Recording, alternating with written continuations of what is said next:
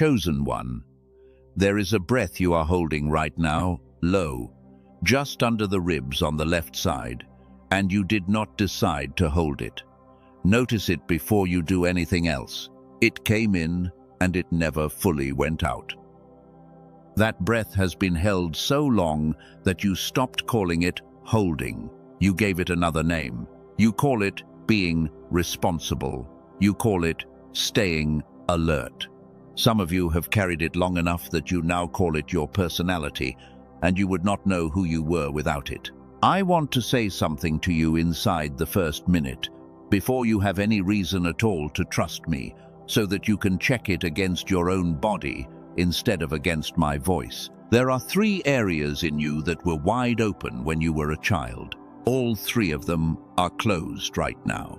One of them is in your head, in the room just behind your eyes.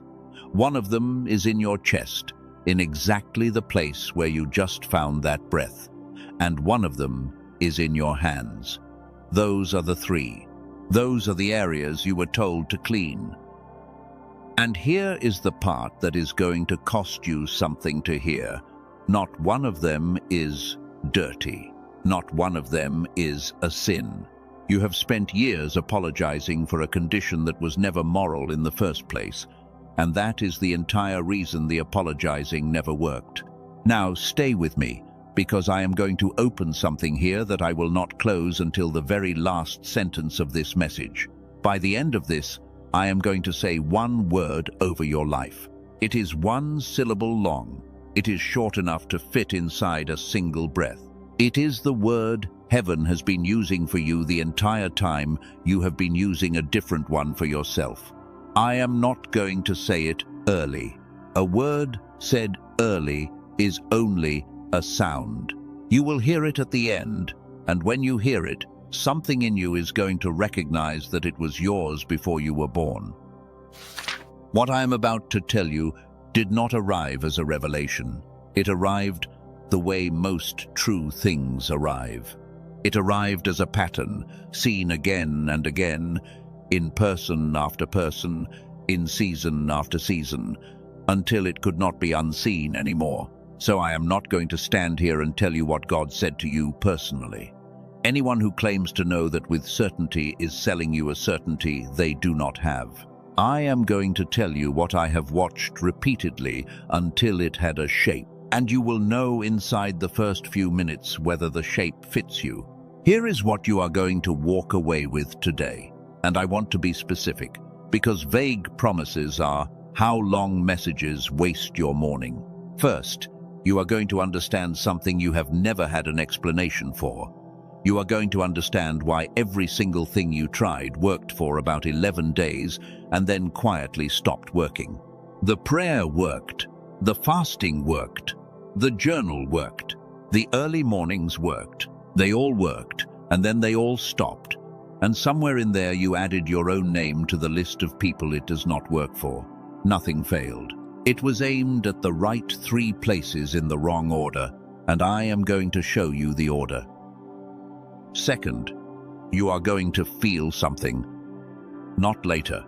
In the next few minutes, before I have explained anything at all, one of those 3 areas is going to move in your body while you are sitting exactly where you are.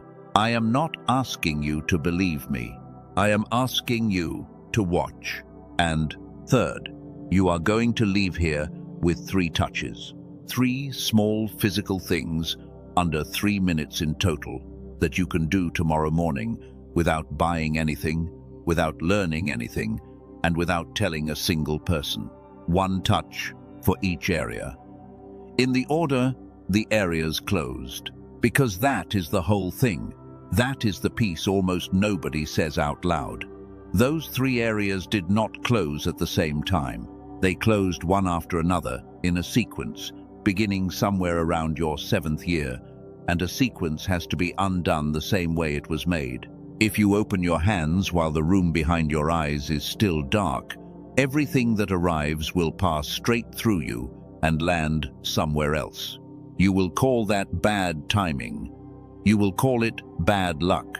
It was never luck. It was order. And one more thing before we walk into the first area. A day where you touched none of the three is not a day off. You believe that it is. You believe that a day where you did nothing simply cost you nothing, the way an empty page costs you nothing. But what a body does with something it is not using is not to store it. What a body does with something it is not using is to begin removing it, quietly, efficiently, without asking.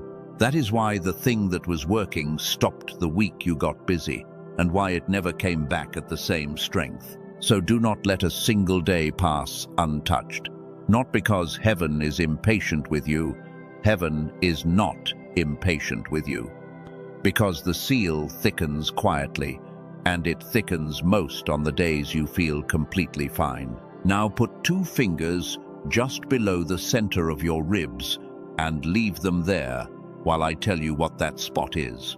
Do not press. Just rest them there, the way you would rest a hand on the back of someone you love. And breathe out, all the way out, further than feels natural. Keep going past the point where the breath usually stops. Most of you just found the edge. There is a place, near the end of the exhale, where something refuses. It is not your lungs.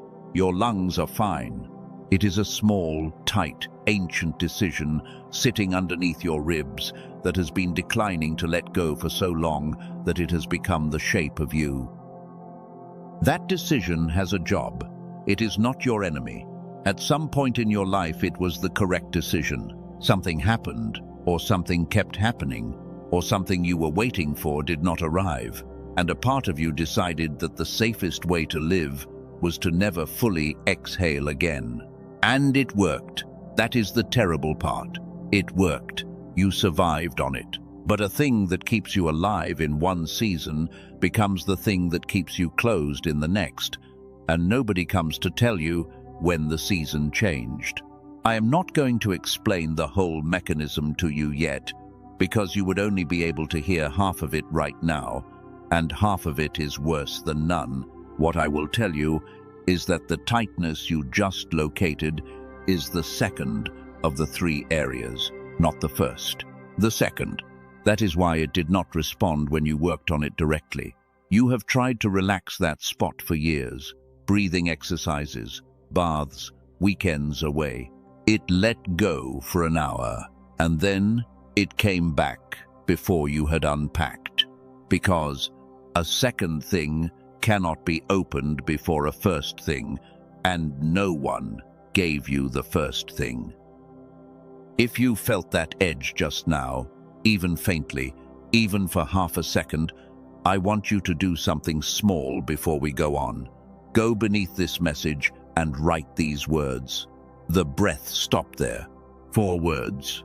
Nothing else. Not because it does anything mystical, because in a few minutes I am going to name what that spot is. And when you come back later and see your own handwriting sitting there from before you knew, the naming will land differently. You will have proof that you found it before you were told. And there is a second reason. Some of you are going to leave in the next 10 minutes, and that is completely fine. This is not for everyone, and it is not for everyone right now. But the people who write it are the people who felt it, and the people who felt it are the people this was actually built for.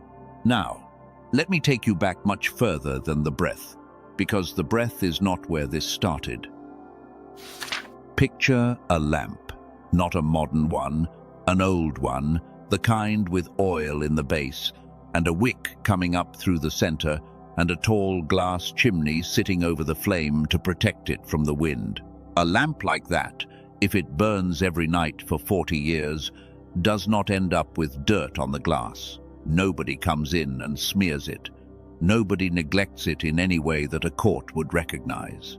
What it ends up with is soot, a fine dark film on the inside of the glass, laid down one night at a time by the flame itself. Soot is not something that was done to the lamp. Soot is what burning leaves behind. It is the byproduct of the light, not the enemy of it. And it accumulates on the inside, where no amount of wiping the outside will ever reach it. I want you to sit with that for a second, because I think you have been wiping the outside of yourself for a very long time. You have apologized for things you did not do.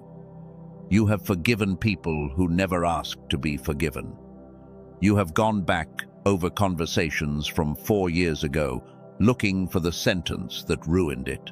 You have fixed your face, your tone, your schedule, your house, your posture, your explanations, and every single one of those surfaces answered you back. That is the trap. You clean the kitchen, and the kitchen looks clean. You apologize, and the room gets easier. You fix your tone, and people soften. Feedback arrives, so you keep going there. The 3 areas I am talking about give you nothing, no shine, no thank you, no visible before and after. So, you have never once been rewarded for touching them, which is exactly why you have almost never touched them. Here is what I want you to hold on to for the next stretch of this message. You are not a dirty thing being washed. You are a lamp with soot on the inside of the glass, and soot is proof that you burned. Now, a lamp like that has 3 parts that need attention, and this is not a metaphor I built to be clever. This is how those lamps were actually maintained every single day by people who depended on them. The first part is the glass, that is your head, the room behind your eyes where things used to be bright and quick and interesting, and where now you can read the same paragraph 3 times, and none of it stays. The second part is the wick. A wick that is never trimmed curls over on itself, and a curled wick smokes. The flame is the same size. The light coming out is half. That is your chest. That is the breath you just found refusing to leave. And the third part is the hand that lifts the chimney off and puts it back on, because a lamp that nobody is willing to reach for and open stays dark no matter how much oil is in the base. That is your hands. And that one is not about cleaning at all. That one is about permission. Glass, wick, hand, head, chest, hands. 3 areas, and they have to be attended to in that order. And I am going to spend the next stretch of this message proving that to you, rather than asking you to accept it. But before I do, I want to say something to the people who are still here. A lot of people did not make it this far. That is not a criticism of them, and it is not flattery of you. It is simply true, and it is worth naming. Something in you leaned forward when I described a breath that will not fully leave. Something in you went quiet when I said the word soot. That leaning forward is not curiosity. Curiosity is light. What you felt was heavier than curiosity. It was recognition, and recognition is what happens when a description arrives that is more accurate than the one you have been using for yourself. So here is what I am going to ask of you for the next while. Do not try to believe me. Belief is not required, and it is not even useful. Just keep checking. Every time I describe something, check it against your own week. If 3 descriptions in a row miss, leave with my blessing. If 3 in a row land, you already know what that means. Now let me put the whole thing on the table in one sentence, so that you are never lost in this message, and so that if you only remember one thing, you remember the right one. What is blocking you is not sin, and it is not effort. 2 frequencies went dark in you, and they went dark in an order. The first one dimmed the child, the second one closed the receiving. Clean them in that order, and what is yours arrives. Read that again in your head if you need to. 2 frequencies, 1 order. That is the entire architecture of this message and of your life for the last 20 or 30 years. And notice what is not in that sentence. There is no accusation in it. There is no suggestion that you did not want it badly enough, or pray hard enough, or hold enough faith. I have listened to a lot of people describe their own blockage, and almost every single one of them described it as a character flaw. They said they were lazy. They said they were undisciplined. They said they were too negative, too scattered, too broken, too late. Not one of them ever said the thing that was actually true, which is that they were running a system with two of its channels shut, and no one had ever shown them where the switches were. That pattern repeats. It repeats so reliably that after a while you stop being surprised by it and start being able to predict what a person will say before they say it. That is not a gift, and it is not prophecy. That is just what happens when you watch the same shape appear enough times. So let us open the first area, and I want to begin with something small and specific rather than something large and spiritual, because the large spiritual version of this has been said to you before, and it did not change anything. Here is the first area, the room behind your eyes. You read the same paragraph 3 times this week, and none of it stayed. You got to the bottom of a page and realized you had absorbed nothing, and you went back to the top, and the second pass was not much better than the first. And a song you loved when you were 9 years old still plays in your head, perfectly, every word, every pause between the words, the exact way the second verse comes in 30 years later. You never once studied it. You never tried to keep it.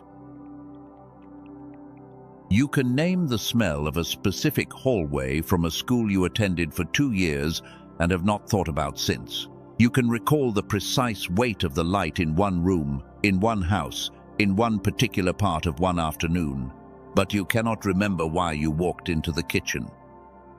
You have 3 tabs open, and you have forgotten what you were looking for in the first one. You start a sentence out loud, and the word you need steps back behind a curtain and refuses to come out, and you have to describe the word instead of saying it, and you laugh about it, and it is not actually funny to you. You used to have ideas in the shower, real ones, the kind that made you get out early and write something down on the back of something. Now the shower is just a shower. It is warm, and then it is over.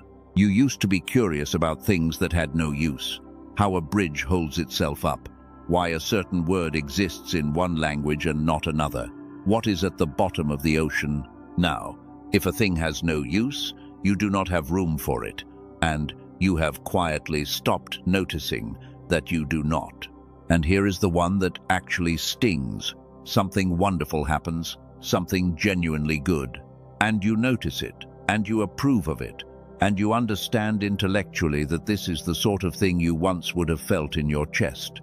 And you feel a small, polite version of it instead, like hearing music through a wall.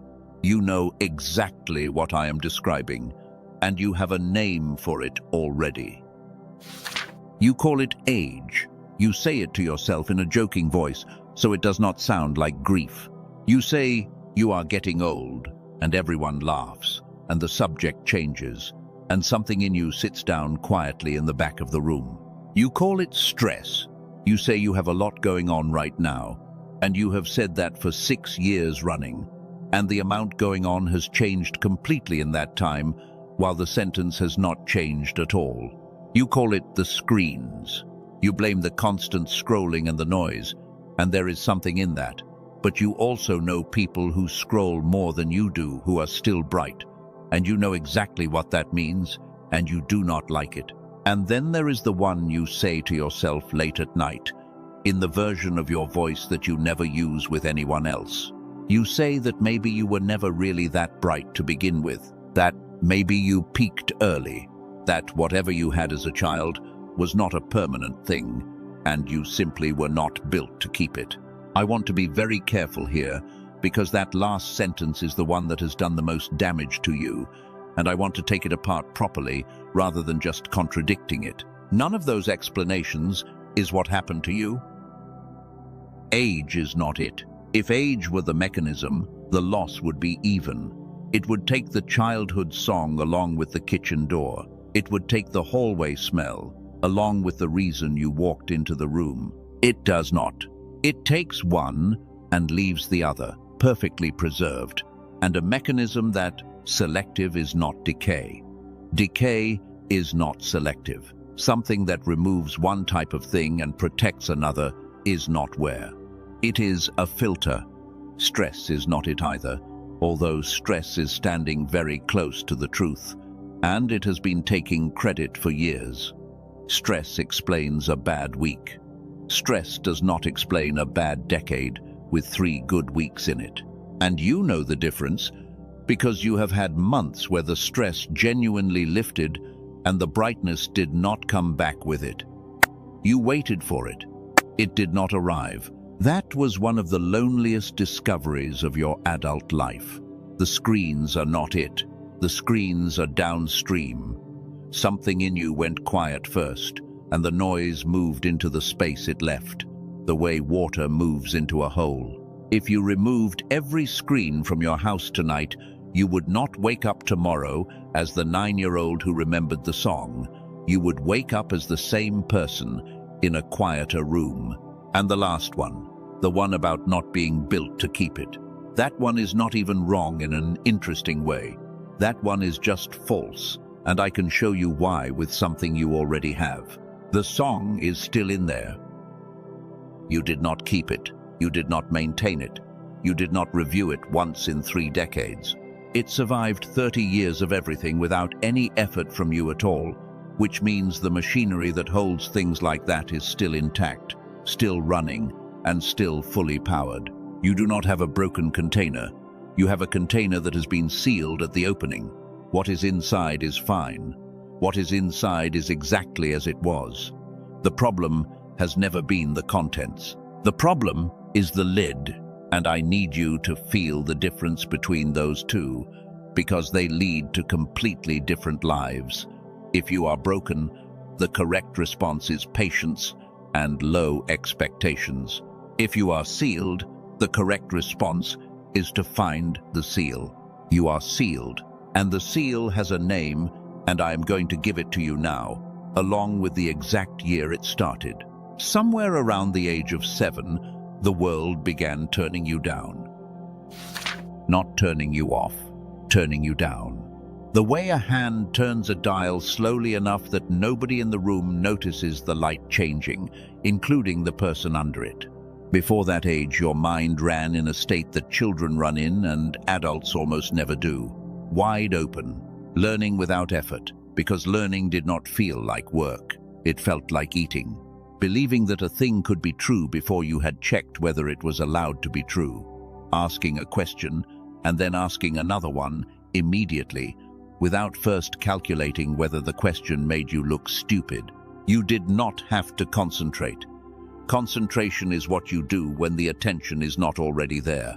Yours was already there, all the time, on everything, which is why a hallway smell from 25 years ago is still filed somewhere in you, with the label intact. And then, gradually, that state was conditioned out of you, not by cruelty, mostly by ordinary, well-meaning, completely normal life. You were taught to sit still. You were taught that the right answer matters more than the interesting question.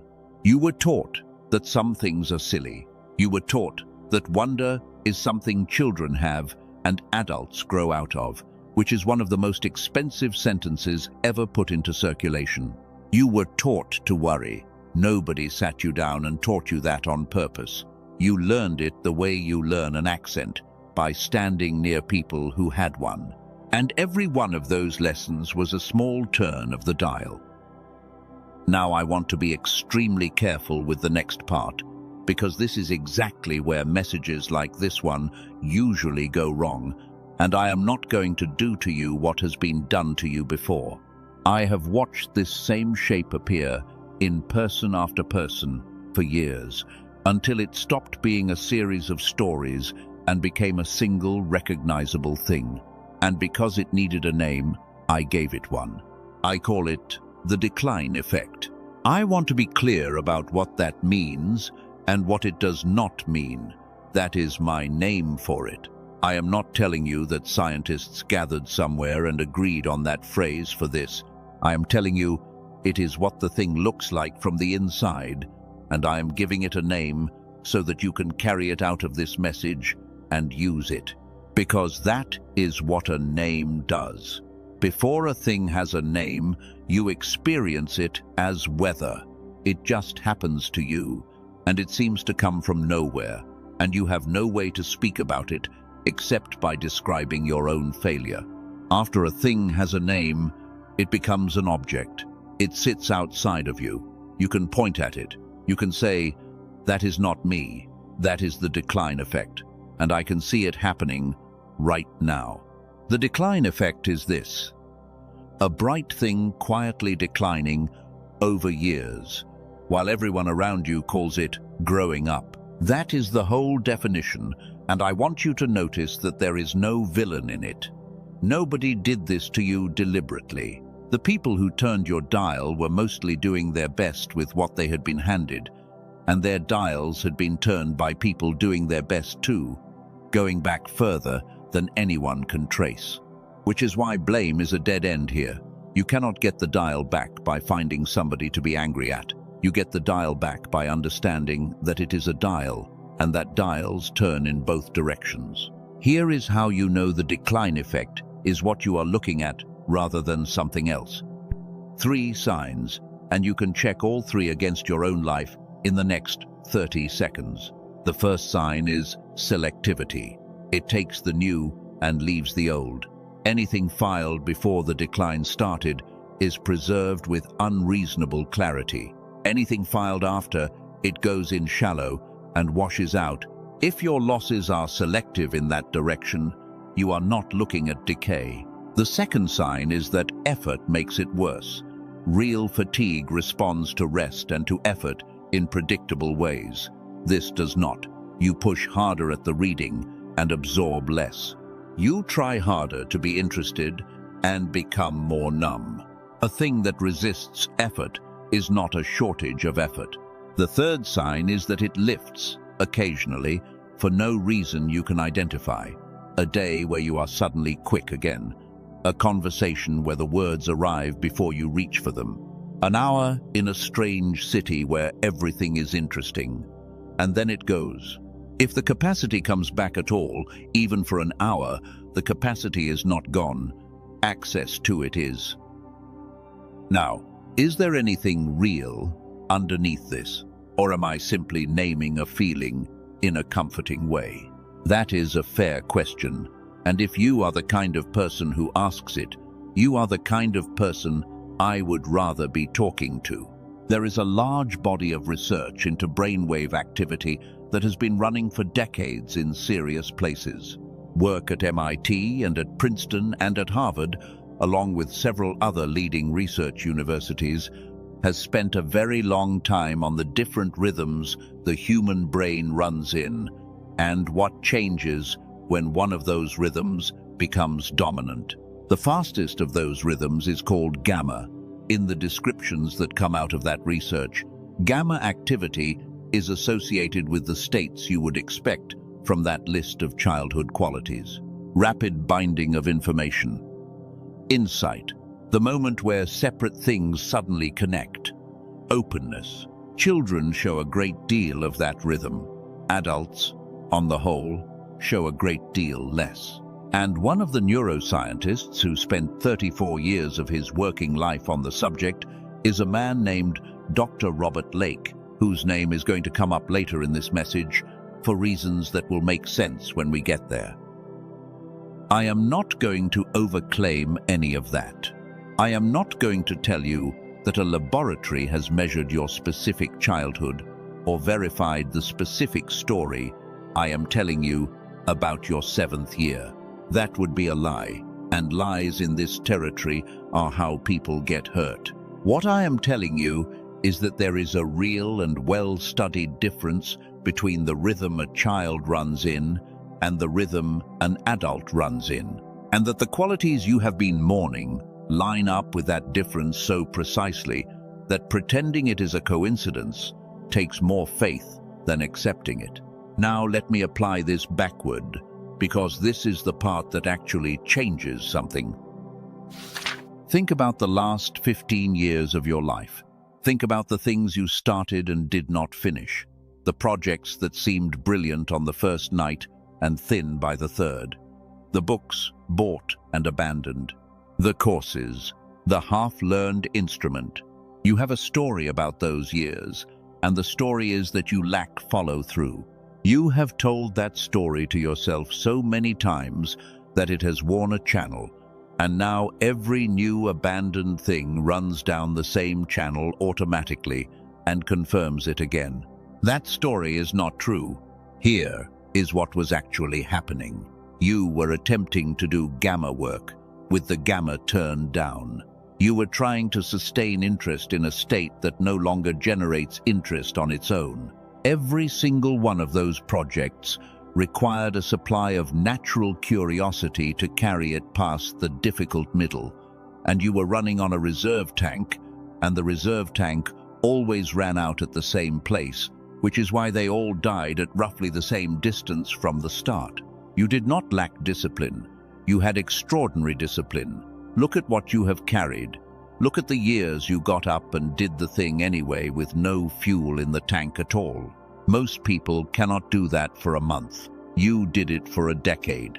You were not the problem. The dimmer was. Say that to yourself once, quietly, and notice what your face does. Some of you just felt something go loose behind your eyes, and you do not know what to do with it. You do not have to do anything with it. Just let it be loose for a minute.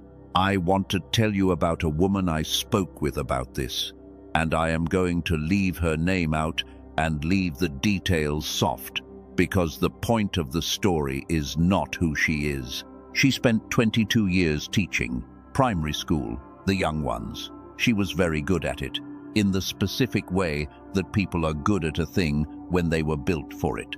And somewhere in the middle of it, she stopped being able to find the part of herself that made her good at it. She described it to me almost apologetically. She said she still knew every technique. She still knew exactly what to do when a child was struggling. She could produce the correct response in every situation. And she said, and this is the part I have not forgotten, she said, I am doing all of it from memory now. There is nothing coming through live. She had been to a doctor. Nothing wrong. She had rested. She had taken a summer off, an entire summer, and she went back in September, and by the second week it was exactly the same.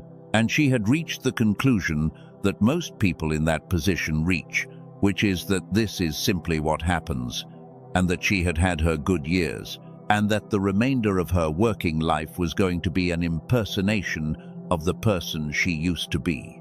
That is not a career problem. That is not burnout, although burnout was standing near it.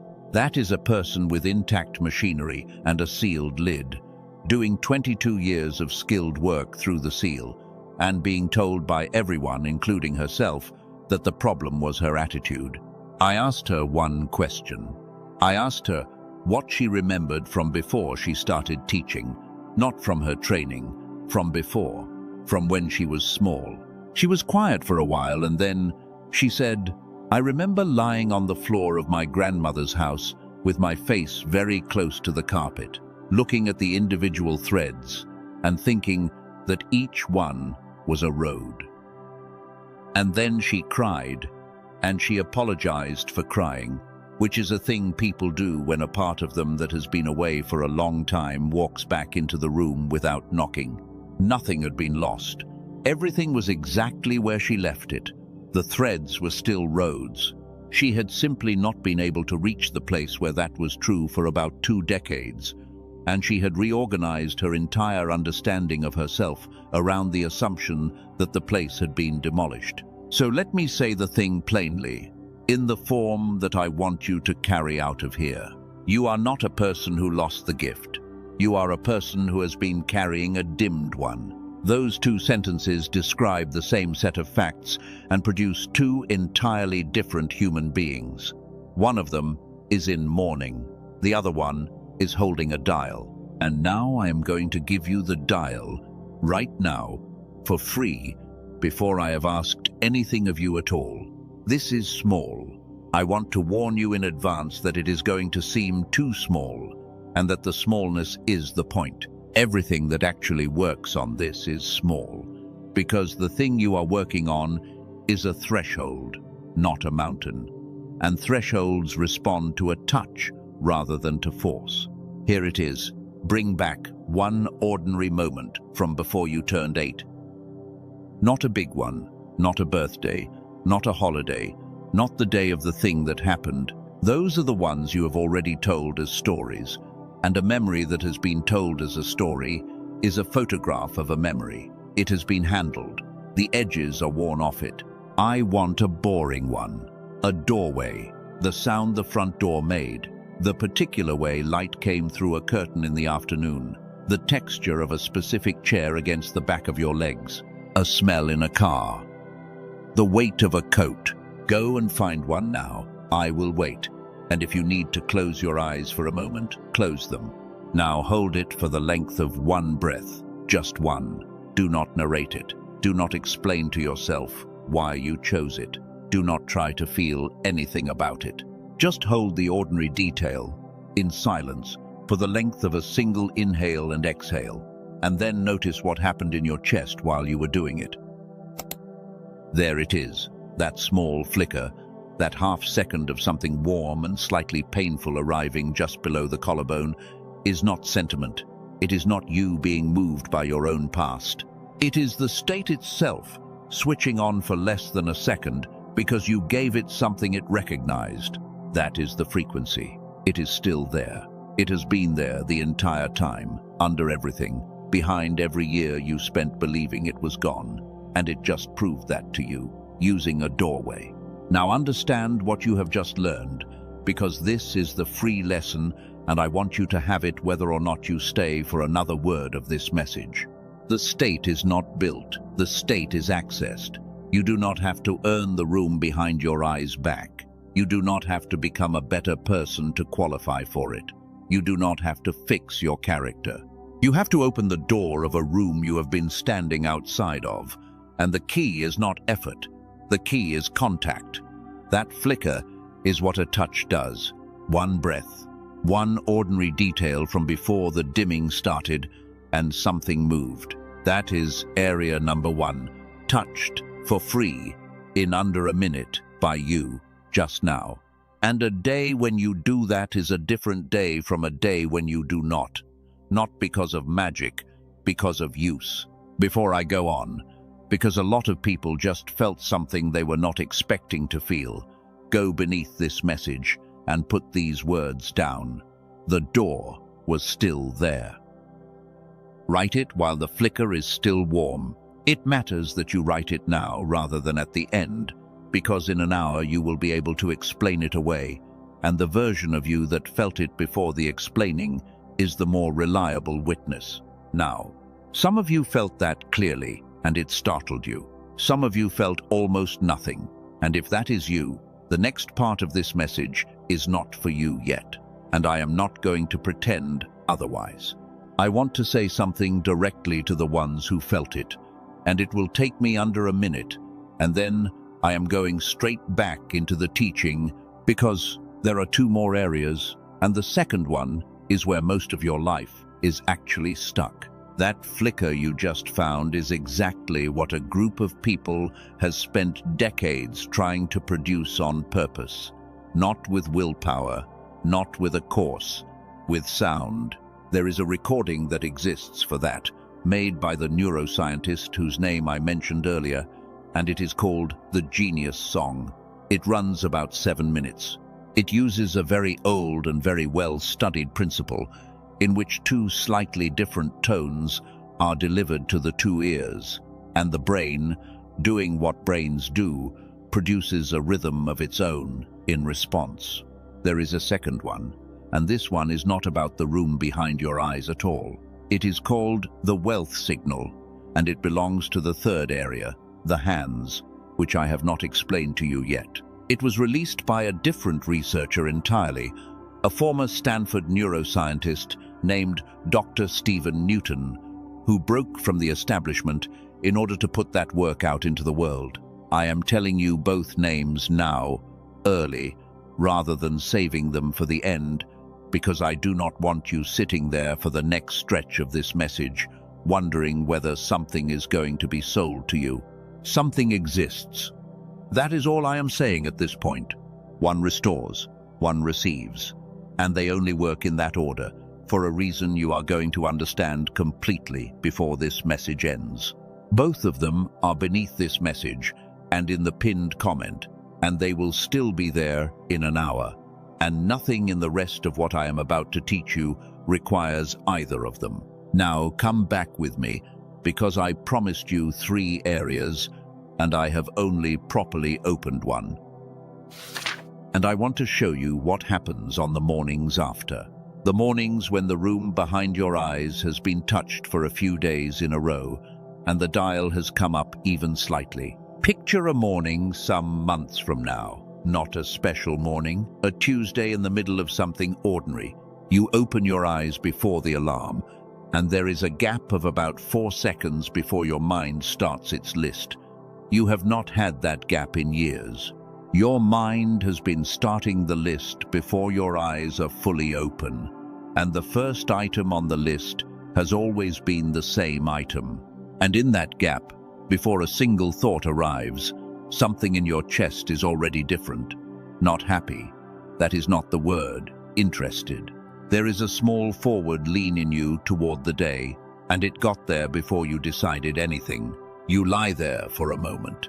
The familiar knot under the ribs, the one you found at the very beginning of this message, is not doing what it usually does.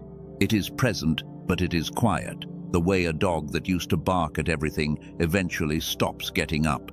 And the first thing that moves in you is not the calculation. It is a question, a small, useless one. You wonder what the birds outside actually do all day.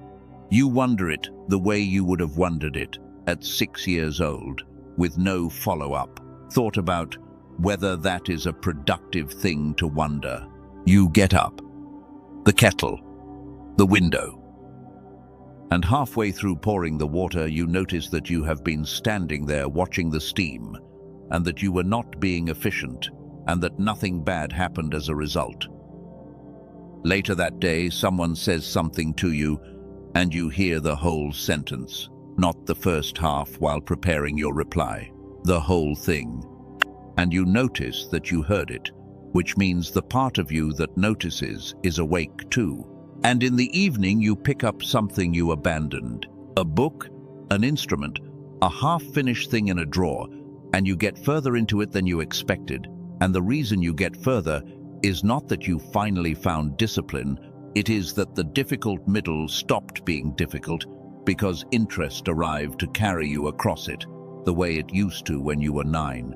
Now come back to today, to this room, to the chair you are actually sitting in. That version of you is not a different person. That is you with the dial 4 notches up. That is the same skills, the same history, the same body, the same faith, run at the setting you were born at. And what separates you from that Tuesday morning is not time, and it is not deserving. It is one dial that was turned down in you a long time ago by ordinary life, and has never once been turned back up. Let that sit for a moment. I want to slow down here on purpose, because we have covered a lot and there is more coming, and the next section is heavier than this one. So let me just tell you something quiet while you catch your breath. There is an old story that gets told to children as a story about obedience, and it is not about obedience at all. A powerful man, a commander, a man with resources and standing, develops a condition of the skin. He hears there is a prophet in another country who might be able to do something about it. So he travels with his horses and his chariots and his gifts, and he stands at the door. And the prophet does not come out. The prophet sends a servant with a message, and the message is, "Go and wash in the river 7 times. The commander is furious. 2 things offend him. The first is that he was given a small instruction instead of a ceremony. He expected a hand waved over the place. He expected words. He expected something proportional to the size of his problem and to the size of himself. The second thing that offends him is the river. He says, out loud, that the rivers back home are better than this one, and he is not wrong about that. Objectively, the water where he came from was cleaner. He is standing in front of a muddy river being told to get into it 7 times, and everything in him says that this is beneath the seriousness of what he is carrying. He almost leaves. He turns around and he starts to go, and it is his own servants who talk him back. They say, if he had asked you to do something enormous, you would have done it gladly. He asked you to do something small. So he goes in. Once, nothing. Twice, nothing. 3 times, 4, 5, 6 times, and nothing.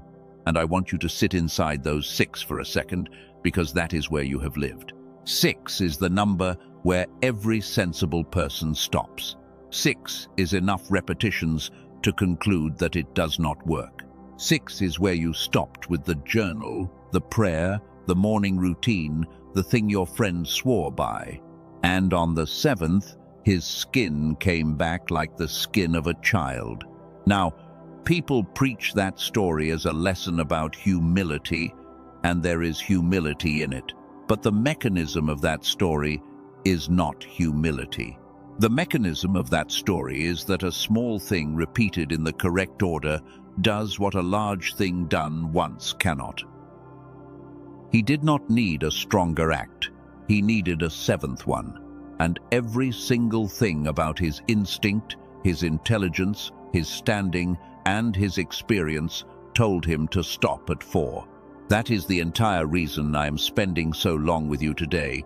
Instead of giving you one dramatic instruction, the dramatic instruction is what you want. It is not what works. What works is small and daily and in order and almost insultingly unremarkable. And it is the reason the title of this message says, do not let a single day pass untouched, rather than saying, do one great thing. Now let me open the second area, because we have been circling it since the first minute of this message, and you have had your fingers on it the whole time. Before I do, put 4 words beneath this message. It was never dirt. Put it there because of what you now know about the first area. It was never dirt. It was a dial.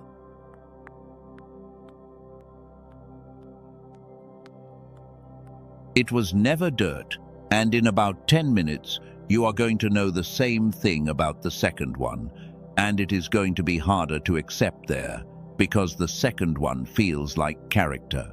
Here is the second area, the chest, that place under the ribs where the exhale refuses to finish.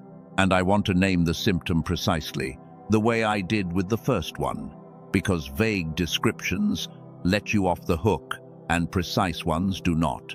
You wake up already tired, not sleepy, tired. There is a difference and you know it. You slept 7 hours and you woke up as though you had been working the entire time, because you were. You are never actually not braced. If someone walked up behind you right now and put a hand on your shoulder without warning, your whole system would go off like an alarm, and then you would laugh, and then it would take 20 minutes to come down. That is not being jumpy. That is a system that never stood down. You check things. You check your bank balance more often than the balance changes. You check your phone when there is no reason to think anything has arrived. You check the locks. You check the stove. Not because you believe there is a fire, because checking is the only lever your body has found that briefly reduces the pressure. You rehearse conversations. In the shower, in the car. You conduct entire disputes with people who are not there, and you win them, and you feel worse afterward, and you do it again the next day with a different person. You cannot sit down without a reason. If you sit in the middle of the afternoon with nothing in your hands, within 90 seconds, something in you starts scanning for what you have forgotten, and you get up. And the getting up feels like relief. Your jaw, right now, notice it.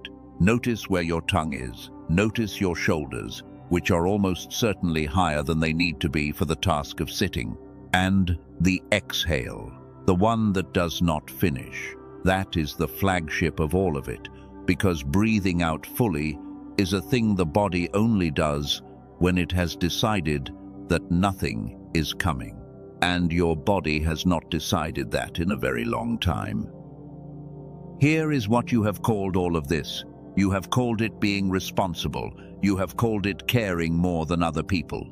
You have looked at people who do not live like this, and you have privately concluded that they are able to relax because they have less to carry, or because they do not notice as much, or because someone is holding things up for them that nobody is holding up for you. Some of you have called it anxiety, and you have treated it as a fault line in your personality, a permanent weather system, a thing to be managed rather than a thing to be understood. Some of you have called it faith failure. That one is the cruelest. You have sat in a quiet room and asked yourself why a person who genuinely believes would be this afraid, and you have not been able to answer. And the question has quietly cost you some of your belief in yourself as a spiritual person. I want to take all of those off the table, and I want to do it with a fact rather than with kindness. The alarm system in your body was never designed to be turned off by you. It was designed to be turned off by an ending. Here is how it was built to work. Something threatening appears. The system fires. Your body floods with everything required to run or to fight. You run, or you fight, or you climb, or you carry a child across a road faster than you have ever moved in your life. And then the thing is over. And in that moment, the body receives a signal that the event has concluded. The muscles shake it out. The breath completes. The system stands down, all the way down, and files the event as finished. That last step is not optional. That last step is the entire design. The alarm does not end because time passed. The alarm ends because a completion signal arrived. Now look at the shape of an adult life. The mortgage is not a bear. It does not appear, get fought, and leave. It is present on Monday, and it is present on Thursday, and it will be present in 11 years. There is no moment at which it concludes, and the body is informed. The situation with your child, or your parent, or your marriage, or your health does not resolve in 90 seconds of action. It goes on. It improves slightly, and then it gets worse slightly. There is no discharge point. The message you are waiting for does not arrive with a bang. It simply continues not arriving, day after day, and not arriving is not an ending. So the alarm fires, and fires correctly, and then it waits for the signal that never comes. And because it never comes, it does not stand down. It reduces to a lower setting, and it keeps running. And it has been running at that lower setting for so many years that you have forgotten what the building sounds like without it. I call that the unfinished alarm, not a disorder, not a weakness, not a spiritual failure. An alarm that did exactly what it was built to do, and then was never given the one thing that switches it off, which is an ending. And now look at what that explains, all at once. It explains why you cannot sit down. A system that is still running does not permit stillness, because stillness is what you do after the event, and the event is not over. It explains the checking. Checking is your body trying to manufacture the completion signal by hand. If I look at the balance one more time and it is fine, maybe the system will accept that as an ending. It never does. That is why the relief lasts 4 minutes. It explains the rehearsed conversations. Your body is trying to run the fight. It cannot fight the actual thing, so it stages it over and over, hoping that one of the staged versions will finish. It explains the exhale. You are not holding your breath. Your body is holding a position. The full exhale is the signal that the danger has passed, and your body has not been given permission to send that signal since some specific year that you could probably name if you sat with it for a while. And it explains the exhaustion in a way that nothing else does. You are not tired because of what you did today. You are tired because a system in you has been running continuously, underneath everything, for years, and it has been drawing power the entire time from the same account you use for everything else. You have been paying for a war that ended a long time ago, and nobody told the soldier in the field. Now, I want you to feel the difference between the story you had and the story you now have. The story you had was, I am an anxious person, present tense, identity. A fact about your nature, like eye color, to be managed forever. The story you now have is, an alarm in me never received an ending. That is not identity. That is a situation, and situations have exits. You are not a fearful person. You are a person whose all clear was never sounded. I want to give you the exit now, and again, it is going to be smaller than the size of what it addresses. And again, the smallness is the mechanism, rather than a discount on the mechanism. The body will accept a completion signal from a movement. It does not require that the actual external situation resolve. This is the strange and generous thing about the design. The bear does not have to actually be gone. The body has to be shown the shape of after. So here is the second touch, and it takes about 20 seconds. Breathe in through your nose, not deeply, just normally. Then let the air out through your mouth slowly, and then, at the end, when you think you are finished, push a little more out, and then a little more, down past the point where it feels natural, until your body genuinely wants the next breath. And here is the part that matters, which nobody includes. At the bottom of that, before you inhale, let your shoulders drop and let your jaw come unlocked and let a sound come out. Not a word, a sound. The sound a person makes when they set something heavy down.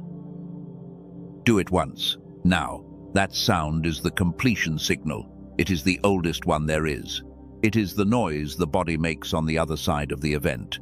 And it is the specific noise your system has been waiting to hear for somewhere between 5 and 30 years. Do that once, and something in the chest loosens for a moment. Do that once a day, deliberately, and the alarm begins to accept that endings exist in this world. Do it never, which is what you have been doing, and the alarm stays exactly where it is, and it stays there through your prayers, through your fasting, through your best intentions, because none of those things are shaped like an ending. That is Area 2, touched for free, in under a minute. And now I need to tell you why touching it once is not the same as touching it. And this is where a lot of people lose the whole thing without ever knowing why. Because here is what happens next in your life, and I am going to describe it before it happens so that you recognize it when it does. You are going to do this for about 4 days. It is going to work. You are going to feel measurably different by the 3rd morning, and you are going to have a moment of quiet excitement where you think, this might actually be the thing. And then a Wednesday is going to happen. Something will go wrong, or something will simply be busy, and you will not do it. And nothing bad will occur that day. You will feel fine. That is the important part. You will feel fine, which is your evidence that skipping it costs nothing. And then Thursday you will not do it either, because Wednesday demonstrated that it is optional. And by the following week you will have stopped entirely, and about 11 days after that you will notice that you feel exactly the way you felt before, and you will file this message under the same heading as everything else. I want to stop that from happening, and the only way to stop it is to explain the mechanism, because you will not hold to a practice on the strength of enthusiasm. Enthusiasm has a shelf life of about 9 days. You will hold to it if you understand what a skipped day actually does. So, let me explain what a skipped day is, because everything you believe about it is wrong, and the belief is the reason you have started and lost about 9 good things in your adult life. You think of your days as a ledger. Days where you do the thing are credits. Days where you do not are zeros, neutral, nothing added, nothing taken away, and you can make it up later by doing more. That is not how a living system works. A living system does not have zeros. Here is the actual rule. and it is one of the most reliably observed things about nervous systems and about bodies in general. Capacity is allocated according to use. What is used is maintained. What is not used is not merely left alone. It is reclaimed. The muscle you stop loading is not preserved for you in case you come back. It is broken down and the material is sent somewhere it is needed. The pathway you stop traveling is not kept in reserve. It is pruned deliberately by a system whose entire job is to spend nothing on anything that is not currently earning its keep. Your body is not lazy.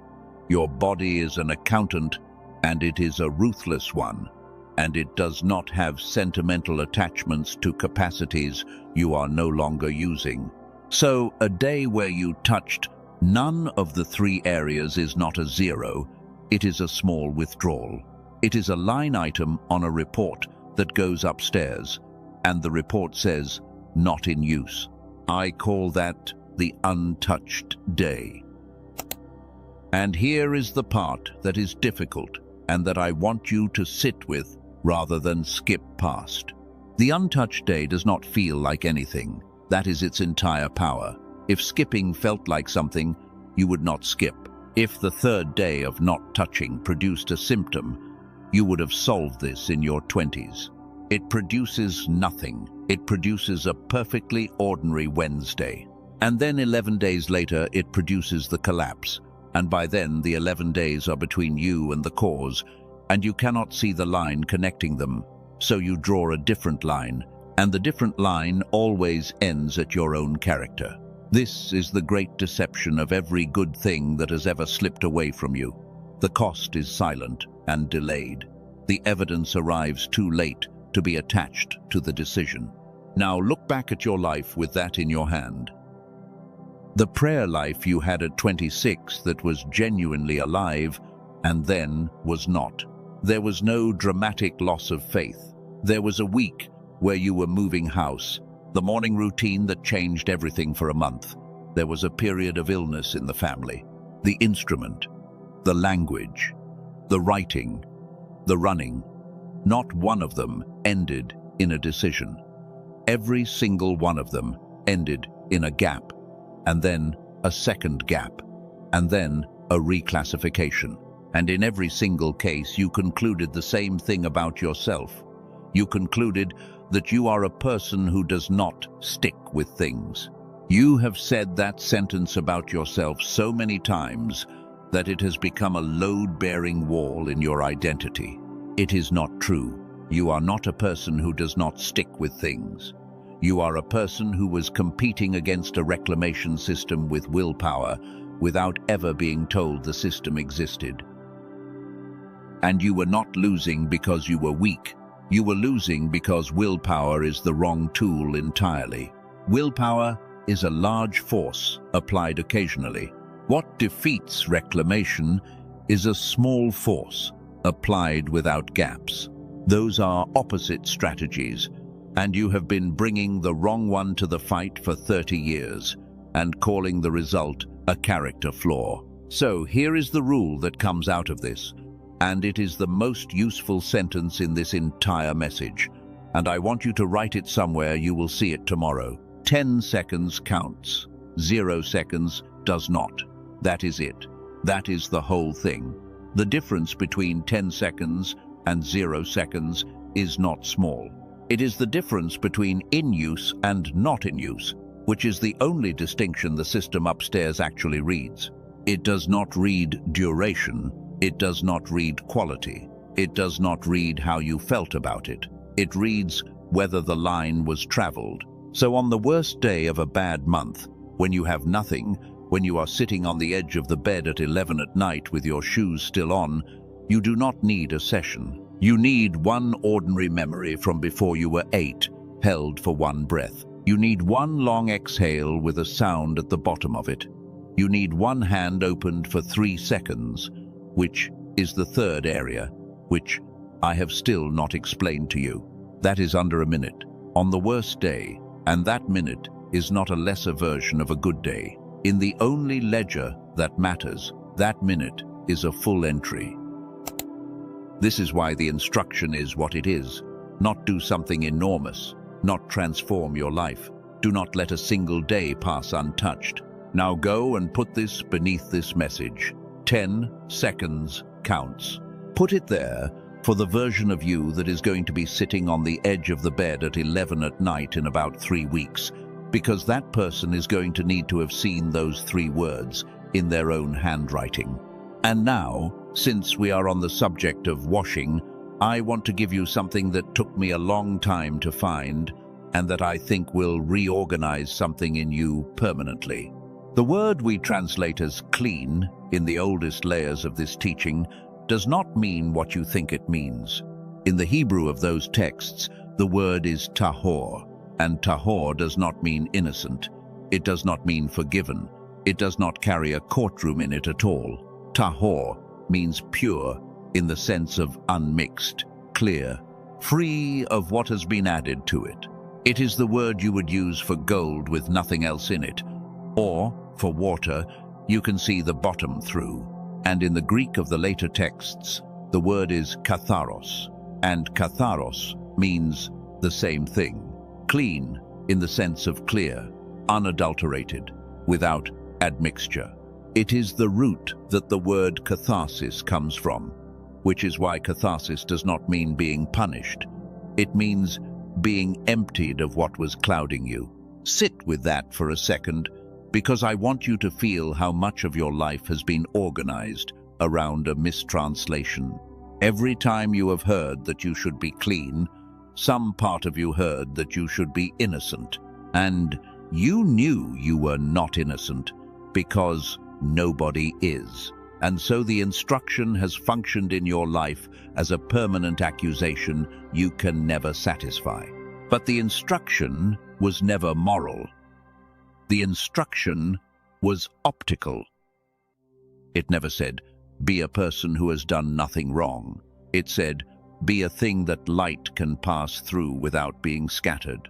That is a completely different assignment. And it is an assignment you can actually complete today in under 3 minutes using 3 areas of your body, because clouding is a physical condition and not a verdict. You are not dirty, you are covered, and covered is a condition that responds to a cloth. I have watched that single distinction change more in people than almost anything else I have ever said to them. Not because it is comforting, because it is accurate, and accuracy does something that comfort cannot do. Comfort helps you tolerate the situation.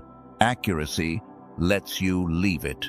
Now, some of you are becoming skeptical right about here, and I want to say something to you specifically, because you are the ones I would most like to keep. You are thinking that this is very well constructed and quite beautiful, and that beautiful and true are not the same thing. You are thinking that anything which explains this much is probably explaining too much. You are noticing that I have given you a tidy mechanism for a messy life. Good. That instinct is not cynicism. That instinct is intelligence with its coat on, and I would rather you keep it on for the rest of this message than take it off out of politeness. So do not believe me. Instead, do the thing that a skeptical person actually does, which is to look for the pattern rather than to look for the feeling. Here is the pattern. Everything I have described to you today is checkable against your own history without any reference to me. Is your loss selective? Does effort make it worse? Does it lift occasionally for no reason? Does your exhale refuse to finish? Did every good habit you ever lost die in a gap rather than in a decision? 5 questions. You have the data, I do not. If 4 of the 5 land, you are not looking at persuasion, you are looking at a description.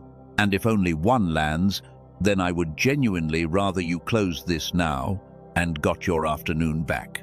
This is not for everyone. It is not even for most people. And a message that is for everyone is usually for no one. Now, since we are being careful, let me tell you where the evidence actually sits and where it does not, because I would rather understate this than have you find out later that I stretched something. There are two separate lines of research into brainwave activity that matter here, and they belong to two different traditions, and I am going to keep them apart on purpose rather than stacking them into one impressive-sounding sentence. The first line has been running for decades at MIT and at Princeton and at Harvard, along with several other leading research universities.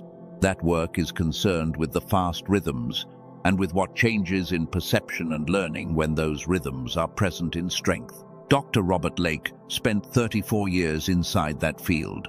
The second line is separate work, done by different people, in different institutions, concerned with a different rhythm entirely.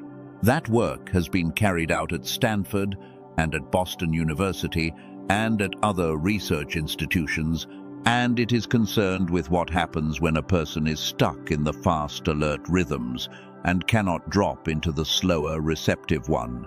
A former Stanford neuroscientist named Dr. Stephen Newton left the establishment in order to release that research publicly.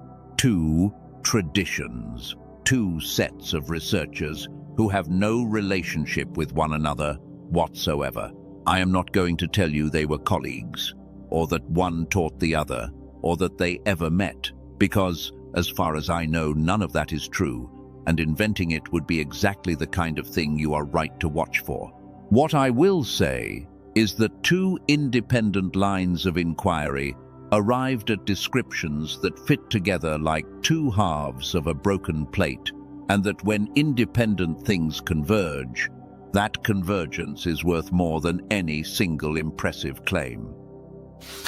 And I want to be precise about one more thing.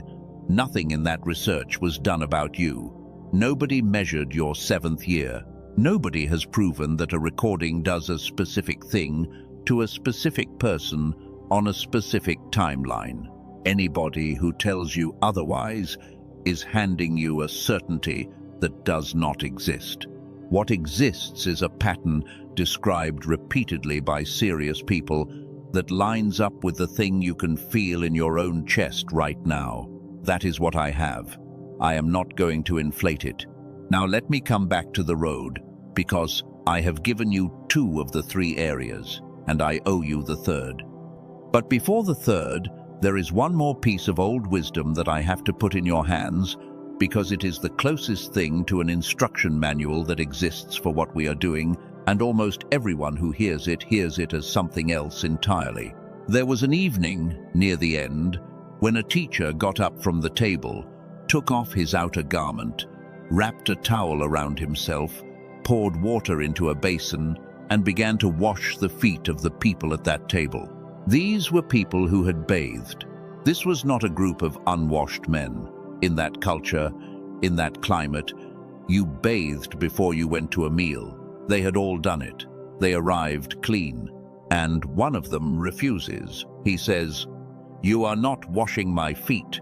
And when he is told that unless this happens, he has no part in what is coming, he swings the other way entirely, the way that man always did. And he says, "Then not just my feet, my hands too, my head." And the answer he gets is the sentence I want to give you. The one who has bathed does not need to wash again, except for the feet. Now, that has been preached to you as a lesson about humility because of the towel and the kneeling, and the humility is real. But the sentence itself is not about humility at all. The sentence is about maintenance. It draws a line between 2 completely different operations. There is the bath, which happens and is complete and does not need repeating, and there is the daily washing of the part that touches the road. You have been trying to take the bath again. Every time you feel unclean in your life, your instinct is to go back to the beginning, repent again, start over, get right with God again, as though the whole thing had come undone. That is not what is required of you, and it never was. What is required of you is the part that touches the road every day, because you walk every day, and walking is not a sin, and the dust of the road is not evidence of anything except that you went out. And you have 3 parts that touch the road. Your head touches it because you spend all day taking in what the world hands you, and most of what the world hands you is designed to keep the dial low. Your chest touches it because you spend all day inside situations that never conclude, and every one of them leaves the alarm running a little longer. And your hands touch it because all day long, small good things are offered to you and you refuse them without noticing, and every refusal tightens the reflex a little further. That is the whole teaching. It was given 2,000 years ago in one sentence, and we turned it into a lesson about being modest. The bath is done. The feet are daily. And you have been standing in the water trying to take the bath again, while the dust builds up on exactly the 3 places that were never covered by it. So, let me give you the practice in full, and then I will open the 3rd area, and then I am going to tell you the thing I have been holding back since the beginning of this message. I call it the 3 touches. It takes under 3 minutes. It requires nothing, and it goes in an order, and the order is not a preference. Touch 1, the head. One ordinary memory from before you were 8, held for a single breath, without narration. A doorway, a smell, the weight of light in a room. You are not remembering for the sake of remembering. You are making contact with a frequency in order to prove to the system that the line is still in use. Touch 2, the chest. One full exhale, pushed past where it wants to stop, ending with the shoulders dropping and a sound coming out. Not a word. The sound a person makes when they set something heavy down. You are giving the alarm the ending it has been waiting for. Touch 3, the hands.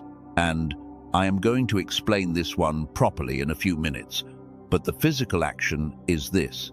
Open both hands, palms up, on your knees, and leave them there for the length of 3 breaths without doing anything else. That is all. It sounds like nothing. For some of you, it is going to be the hardest of the 3 by a distance you will not believe until you try it. Head, chest, hands, in that order, under 3 minutes. Seconded. And now here is the part of the practice that nobody tells you, and this is the counterintuitive step, and it is the reason this works when other versions of it do not. Whichever of the 3 you least want to do that one first. Not because of discipline and not because of character building, because resistance is data. The area that you least want to touch is the area with the thickest seal, and the thickest seal is the one that is currently costing you the most. Most people, when they try this, discover that one of the 3 produces a small internal flinch, a tiny, almost invisible not now. Whichever one that is your primary. That is where your life is actually stuck. And you will know within 2 days which one it is, and knowing it is worth more than the practice itself. That is a real diagnostic, and it is free, and you can run it tomorrow morning. Now, some of you are sitting there thinking that this is very good, and that this is enough, and that you have got what you came for. 3 areas, 3 touches, a name for each mechanism, and an old teaching about the feet. And you would be right. That is a complete teaching. If you left now and did those 3 things every morning, your life would be different, in a way that people around you would notice within a season. Except that I have only told you the truth about 2 of them. The 3rd one is not like the other 2, and the reason I have kept moving past it is that it does not belong to the same category, and if I had put it beside the other 2 at the start, you would have filed it as the 3rd item on a list. It is not the 3rd item on a list. It is the gate. The other 2 exist in order to make the 3rd one possible, and the 3rd one is where every single thing you have wanted for the last 20 years has been stuck, waiting. So put this beneath this message, because we are about to change altitude. Today, I touched all 3. Write it even if you have only touched 2 so far. Write it as a statement about the morning that is coming rather than about the hour that is passing. And then come with me, because I am about to show you why you have spent your whole life reaching for things and almost never actually receiving one. But before I do, I have to give you one more thing, and if I do not give you this, the 3 touches will not survive your week. I have watched that happen too many times to let it happen to you. Because here is the question nobody asks about any of this. If those 3 areas can be cleared in under 3 minutes, why did they ever get covered in the first place? And why do they not simply stay clear once you have cleared them? The answer is that they are being recovered every day, deliberately in some cases and accidentally in most, and by things so ordinary that you would never put them on a list of spiritual problems. The soot goes back on the glass every night that the lamp burns. That is not a failure of the cleaning. That is the nature of a lamp that is in use. So let me name the recovering agents, one gate at a time, because once you can see them, you can stop being surprised by them. And once you stop being surprised by them, you stop concluding that the practice failed. Start with the head, the room behind your eyes. Here is what turns that dial down again every single day, and none of it looks dangerous. The first thing is answers arriving before questions. All day long you are handed conclusions. Somebody tells you what happened and what it means in the same sentence. You are never given a gap in which to wonder. And wonder is not a mood, it is an activity. And an activity you never perform is an activity that gets reclaimed. The second thing is the absence of anything useless. Every single thing in your day has a purpose now. The reading is for information. The walking is for exercise. The conversation is for maintaining the relationship. When was the last time you did something with no purpose whatsoever and did not feel a low hum of guilt about it? That hum is the dimmer working. The third thing is speed. The state we are talking about does not exist at speed. It needs a small amount of empty time in which to appear, and you have removed every scrap of empty time from your life with great efficiency, and you removed it because empty time is where the alarm gets loud, which is the second gate reaching over and closing the first one for you. And the fourth thing, the largest, is the erosion of surprise. As an adult, you have arranged your life so that almost nothing unexpected happens, because unexpected things used to hurt. A life with no surprise in it is a life in which the fast rhythm has nothing to do, and a rhythm with nothing to do goes quiet. So the counter move for the head is not a technique. It is a deliberate uselessness. 15 seconds of looking at something you do not need to understand. One question you do not look up the answer to.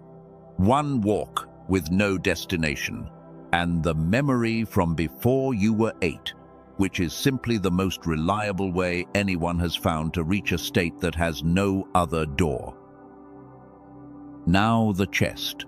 What rebraces you every day is not disaster. Disaster is rare. What rebraces you is the constant low arrival of unfinished things. Every message you receive that requires a decision you do not make immediately is a small alarm that fires and does not conclude. Every conversation that ends without resolution, every bill that is paid but leaves the same shape behind it next month, every situation involving a person you love where the situation does not resolve, it just changes slightly. Count them. On an ordinary Tuesday, you will accumulate somewhere between 20 and 40 small, unfinished things, and every one of them fires the system and none of them ends it. That is why you arrive at 9 in the evening with a body that has been at war, and a day in which, objectively, nothing happened. And the counter move is the one I gave you, and now you can see why it has to be daily rather than occasional. You are not clearing an old alarm. You are giving today its ending. Today accumulated 40 unfinished things, and today will not conclude on its own. So you conclude it, by hand, with one exhale that goes past where it wants to stop, and one sound at the bottom of it. That is what people used to do at the end of a day. In every tradition, before we replaced it with a screen, they marked the ending, not because a deity required the ritual, because a body requires an ending, and if you do not give it one, it does not get one. And now the third gate, and the recovering here is the most invisible of the three, and it is the one that is currently costing you the most. What closes your hands again every day is the accumulation of small, unreceived offers. This is going to sound minor, and it is not. Every time someone offers you something and you deflect it, the reflex gets one more repetition. Not a big offer, the small ones. The colleague who offers to get you a coffee, the person who holds a door slightly longer than necessary, the friend who says, "You look well."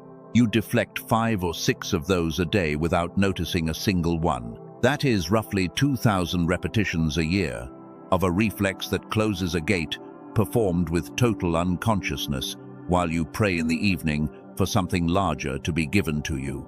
Do you see the shape of that? There is no contradiction between wanting more and refusing more. They coexist perfectly because the wanting happens in language and the refusing happens below language, and the two of them have never once been in the same room. So, the counter move for the hands is not a big yes to a big thing. You will never get the chance to practice on big things, because big things arrive perhaps twice a decade. The practice is entirely made of small ones, and there are 5 or 6 available to you tomorrow. Say yes to the coffee.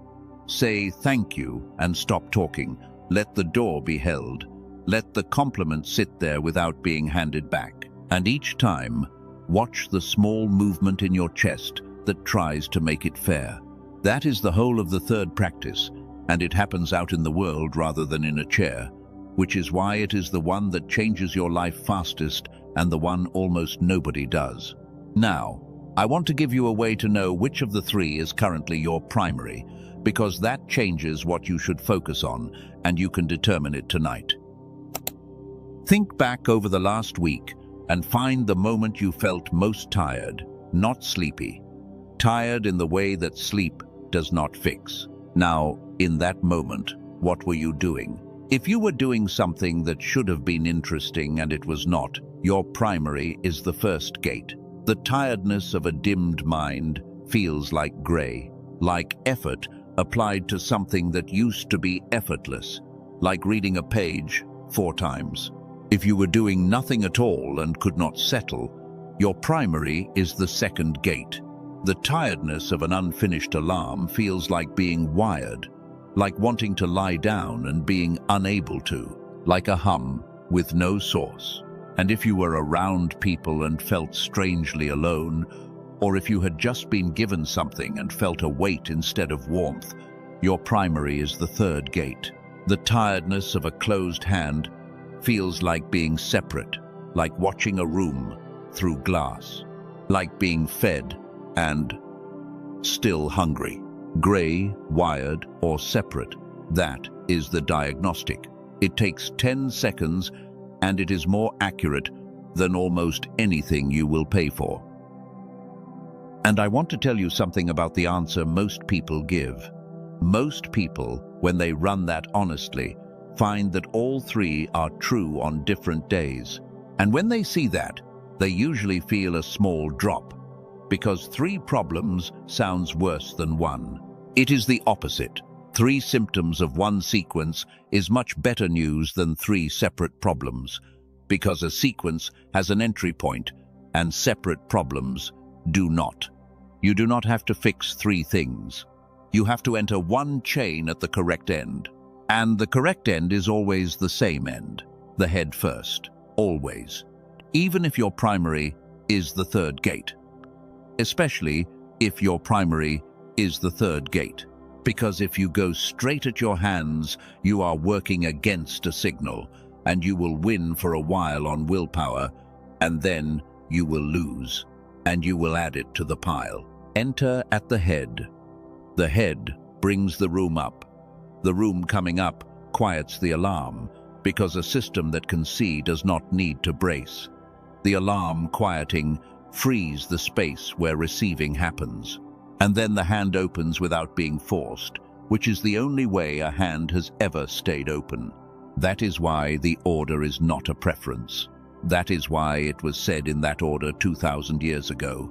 And that is why I have refused to give you the third area on its own, even though it is the one you came here for. So, you now have the practice. The reason the practice is daily.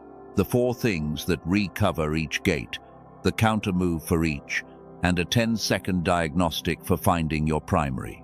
That is more than most people get in a year of looking, and I have still not told you the truth about the third gate. I have told you what it looks like from the outside. I have not told you what is actually happening in there, and that is where the last piece of this lives, and it is the piece that explains why your whole life has had the shape it has had. Before the third area, I want to stop for a minute and let you breathe, because what is coming is heavy and you will receive it better if you are not braced.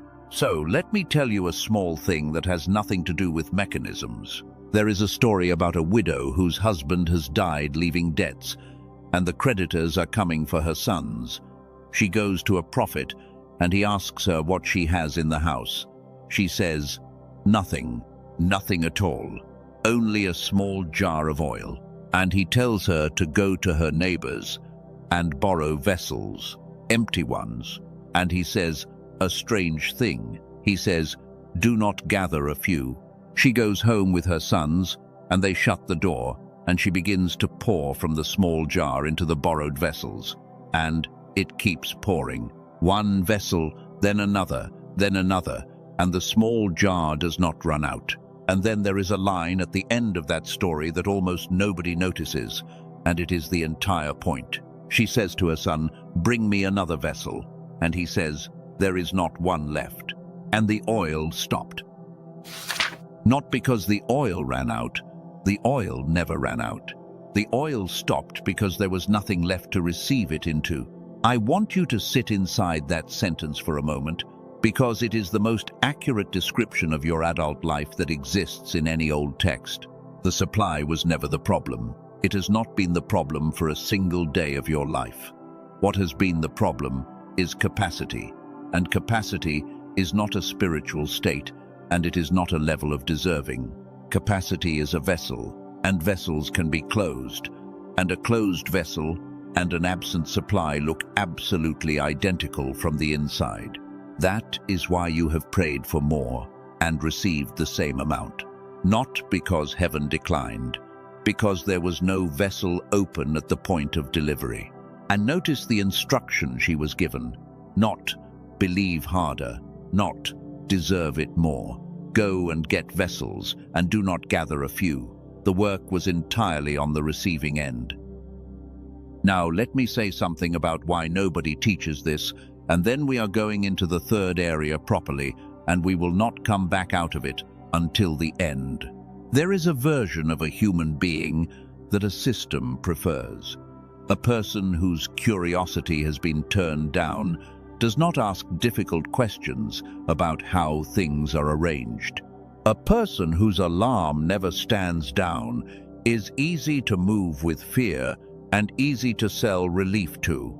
And a person who cannot receive is a person who will keep working endlessly for a thing that could have simply been given to them. I am not going to give you a conspiracy with names in it, because those are entertainment and they cost you your judgment. What I am going to say is more ordinary and more uncomfortable. Nobody had to plan this. Systems do not need a meeting. Systems drift toward the arrangement that keeps them running, and an arrangement in which people are dimmed, braced, and unable to accept anything is an extremely stable arrangement, which means the correction is not going to be handed to you by anything large. It is going to have to be done by you, quietly, in your own house, in under 3 minutes, on a Tuesday, without applause. And I want to say something to the ones who have tried before, because you are the majority of the people still listening, and you are the most tired. You have done this before, some version of this. You have sat in a chair with your eyes closed. You have done the breathing. You have done the gratitude list, the affirmations, the morning pages, the cold water, the fasting, the retreat that cost you a week of leave and gave you 11 good days afterward. And I know exactly what happened, because it happens in the same shape every time. It worked, then it stopped, and you concluded that you are the kind of person these things stop working for. I want to give you the 2 reasons, and neither one of them is about you. The first reason is mechanism. Almost everything you tried asked your mind to change itself from the inside. Sit still and calm down. Choose better thoughts. Focus. Believe. All of those are instructions issued by the same system that is currently malfunctioning to itself and expecting compliance. It is a hand trying to grip itself. Sometimes it works for people whose systems are only slightly off. For a system that has been running dim and braced for 20 years, it is asking a tired person to carry themselves. The second reason is order, and this is the one that matters more. Every single tool you have ever tried aimed at one thing, the meditation aimed at calm, the affirmations aimed at belief, the gratitude aimed at perspective, the retreat aimed at rest. Your situation is not one thing, it is 2 things, shut in a sequence, and the second one cannot be opened while the first one is dark. So you would aim a tool at your calm, and you would get calm, and the calm would sit on top of a mind that was still dimmed, and within days, the dimness would absorb the calm, the way dry ground absorbs a cup of water. Or you would aim a tool at your believing, and you would believe, genuinely, for a while, with a chest that was still braced, and a pair of hands that still closed automatically, and the believing would have nowhere to land. You did not fail at those things. You aimed one tool at half a problem, and the half you never aimed at was the half that was holding the other one shut. I have watched that exact sequence repeat so many times that I can now predict which half a person has been working on by listening to how they describe their exhaustion. The ones who describe fog have been working on calm. The ones who describe frustration have been working on belief. Almost nobody has ever been told there were 2. And, by the way, the 2 names I mentioned earlier are still sitting beneath this message, unchanged, waiting for whoever they belong to. I am not going to keep bringing them up. They will be there when this is finished. Now, the third area. I want you to do something before I explain anything. Put both hands on your knees, palms up, open, not cupped, not gripping, not resting, on top of your legs. Palms facing the ceiling, fingers loose, like someone waiting to be handed something. Leave them there. Most of you just felt something you were not expecting. There is a very small, very specific discomfort that comes with that position, and it arrives within about 4 seconds, and it is not physical. Some of you turned your hands back over already. Some of you are reading this with your palms up and a low hum of wrongness going through you, and you cannot name what it is. I can name it. That position is the position of receiving, and you have not been in it for a very long time, and your body knows exactly what it means. Here is the symptom, and I am going to be as specific as I have been about the other 2. Someone offers to help you, and you hear yourself say no before you have decided anything. The no is out of your mouth before the offer has finished. It is not a choice. It is faster than choice.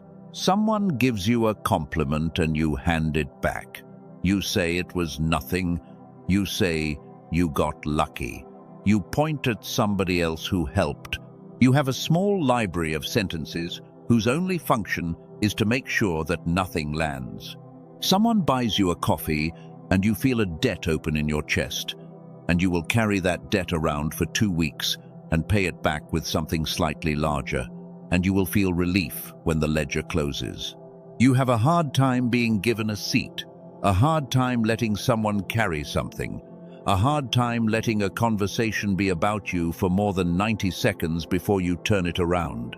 And in the larger places, an opportunity comes and you find a reason it is not right.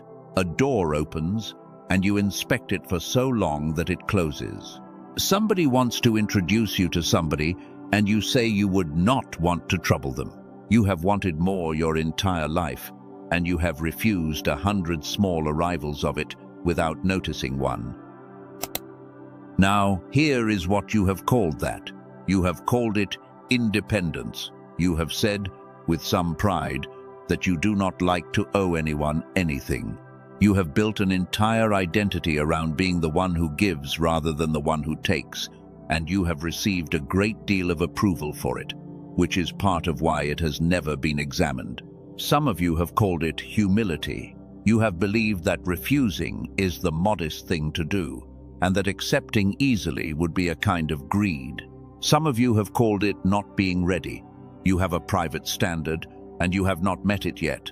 And until you meet it, you do not consider yourself eligible for the thing you want. And some of you have called it prudence. You looked at the opportunity, and you found the flaw in it. And there was a flaw. There is always a flaw. And finding it felt like wisdom. It is none of those four things. It is a reflex, and reflexes are not chosen. Reflexes are installed. Nobody sits down at the age of 9 and decides to become a person who cannot be given anything. It goes in underneath through repetition, and by the time you are old enough to examine it, it is running faster than examination. So let me tell you what actually happens in a body that cannot receive, because this is the mechanism, and it is the last one, and it is the one that explains the shape of your entire adult life. Reaching and receiving are two different states. They are not two ends of one action. They are opposites. Reaching is an active state. It is forward pressure. It is effort, vigilance, calculation, the whole apparatus of getting. Your body has a setting for that, and it is the setting you have been living in. Receiving is not a smaller version of reaching. Receiving is what happens when the reaching stops. It requires the system to come down into a slower, wider, more open state. The state you are in for about 4 seconds when you wake up before the list starts. That slower state is where things land. It is where a thought that was not yours arrives. It is where an offer is heard as an offer instead of as a transaction. It is where the hand opens. And here is the problem. Those two states use the same room. They cannot both be running. When the fast alert rhythm is occupying the system, the slower receptive one is not merely reduced, it is crowded out. There is no space left for it. So, a person living in continuous alert is not a person who is trying hard and failing to receive. A person living in continuous alert is a person for whom the receiving state has almost no time on the floor. Not because they refuse it, because the room is occupied. I call that the stress signal. Not stress. Stress is what you feel. The stress signal is the thing underneath it, and it is not a feeling at all. It is a broadcast. It is your system, continuously, without pause, transmitting the message that this is not a safe time to open, and every part of you that would otherwise open is obeying that message correctly. Your hands are not closed because you are ungenerous. Your hands are closed because a signal is running that says, now is not the moment to let go of anything, and hands obey signals. And notice what this means about the sequence, because this is the whole architecture, and I want it to click into place for you now. The stress signal is loudest in a system that is running dim. When the room behind your eyes is dark, the world is harder to read, patterns are harder to see, and things arrive as surprises rather than as shapes you recognize. A system that cannot see what is coming stays on alert permanently. It has no choice. So the first dimming produces the second bracing, and the second bracing closes the third gate. Head, then chest, then hands, in that order. Every time. Which is why the hands cannot be opened first. You can force them open. You can decide, tonight, to accept the next 3 things offered to you. And you will do it. And you will feel the debt open in your chest. And within a week, the reflex will be back and slightly stronger, because you overrode a signal instead of changing it. And it is why, in that old teaching, the order was given in exactly this way and not the other way around. Become like little children, then receive the kingdom. Not receive it and then become childlike. The becoming is first. It has always been first. And 2,000 years of hearing it as a moral instruction has hidden the fact that it is a sequence. Now, the second line of research I mentioned earlier is precisely about this. It is separate work by separate people, and I am keeping it in its own paragraph on purpose. Work carried out at Stanford and at Boston University and at other research institutions has spent a long time on what happens to a nervous system that remains in the fast alert rhythms without dropping into the slower receptive one. There is a term used for the state that results, a kind of rigidity in the neural patterns, where the system becomes progressively less able to shift out of the mode it is stuck in. Dr. Stephen Newton, who trained and worked at Stanford before leaving the established route in order to release this material publicly, spent his career inside that question. I am not going to tell you that anyone in that work studied your hands. Nobody did. What that work describes is a system stuck in one rhythm and losing access to another. And what I am describing to you is a person who cannot receive. I think those are the same thing described from 2 directions, and I will let you decide whether that is a reach. Now let me apply this backward across your life, because this is where it stops being interesting and starts being painful. You have believed that nothing came. That is the story. That is the story you have told yourself at 3 in the morning for years, and it is the story underneath the tiredness, and it is the reason a small, hard place has formed somewhere behind your sternum. Nothing came. Other people got theirs. You waited and you worked, and nothing came. That story is not true either, and I am sorry, because this one is harder to hear than the others. Things came. Somebody offered to introduce you to someone in the year that would have changed everything, and you said you would hate to be a bother, and it did not happen.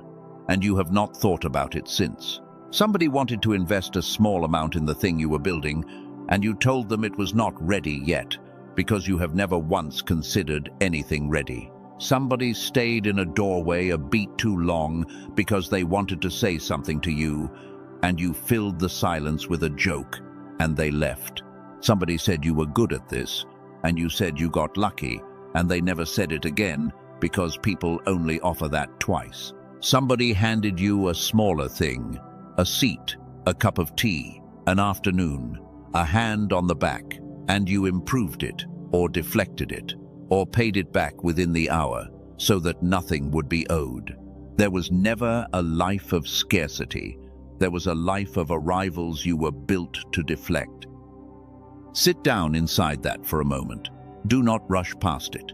Something in your chest is doing a very particular thing right now, and I want you to let it, because that ache is not grief for what did not come.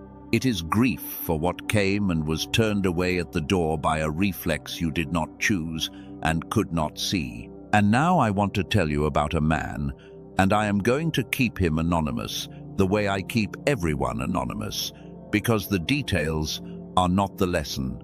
He was an engineer, late 30s, Michigan, and the thing he was proudest of, the thing he would tell you about himself in the first 10 minutes, was that he had never owed anybody anything in his life. He would not let anyone pay for a meal. He turned down gifts. When his sister tried to give him furniture she was replacing, he rented a van and bought his own instead. And he told that story as a funny story about himself.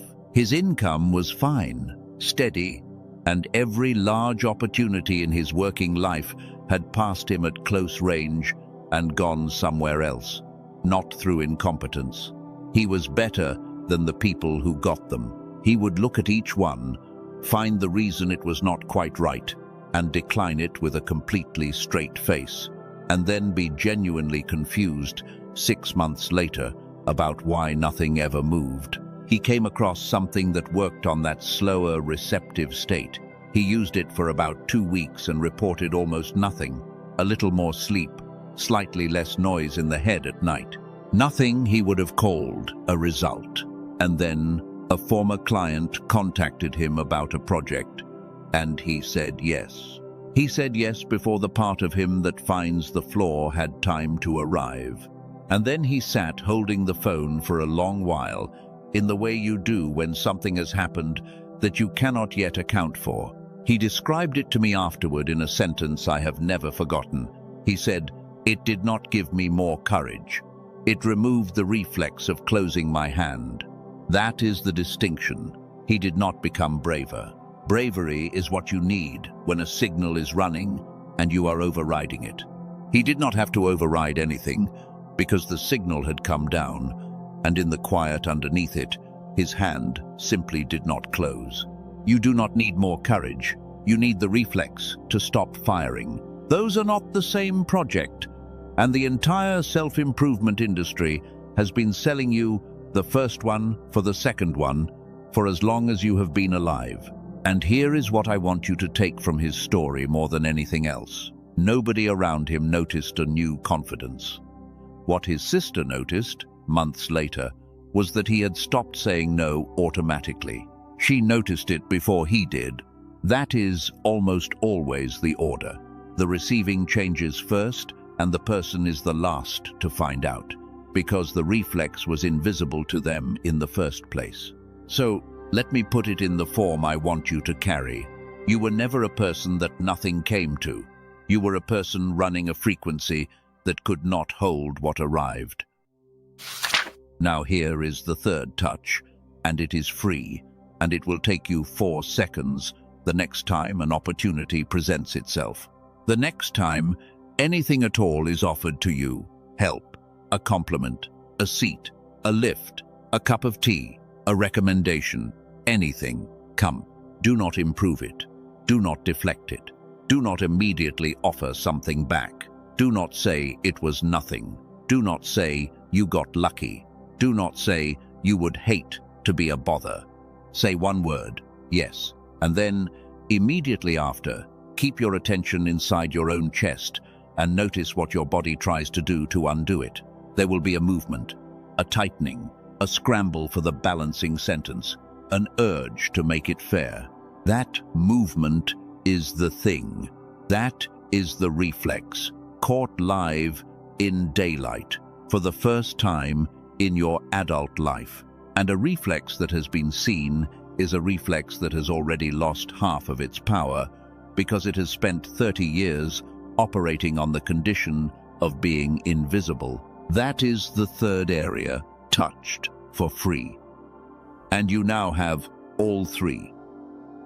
Head, chest, hands, the room behind your eyes, the alarm that never got an ending, and the hand that closes before you decide. And that is the message. That is genuinely the whole teaching. And if you took those 3 touches and did them tomorrow morning, in that order, for 1 season, the people around you would tell you that something about you has changed, and they would not be able to say what. So this is the natural place to stop, except that I am not going to, because there is one more thing, and it is the reason I opened a door at the very beginning of this message and told you I would not close it until the end. Before this finishes, there is something I'm going to say over your life. It is short, it is 1 word, and it is not a blessing in the vague sense where somebody wishes you well and you feel briefly warm and nothing changes. It is a naming, and a naming is different because a naming does not add anything to you. A naming tells you what you have been the whole time, and once a thing has been named correctly, it cannot go back to being unnamed. I want you to still be here when it is said.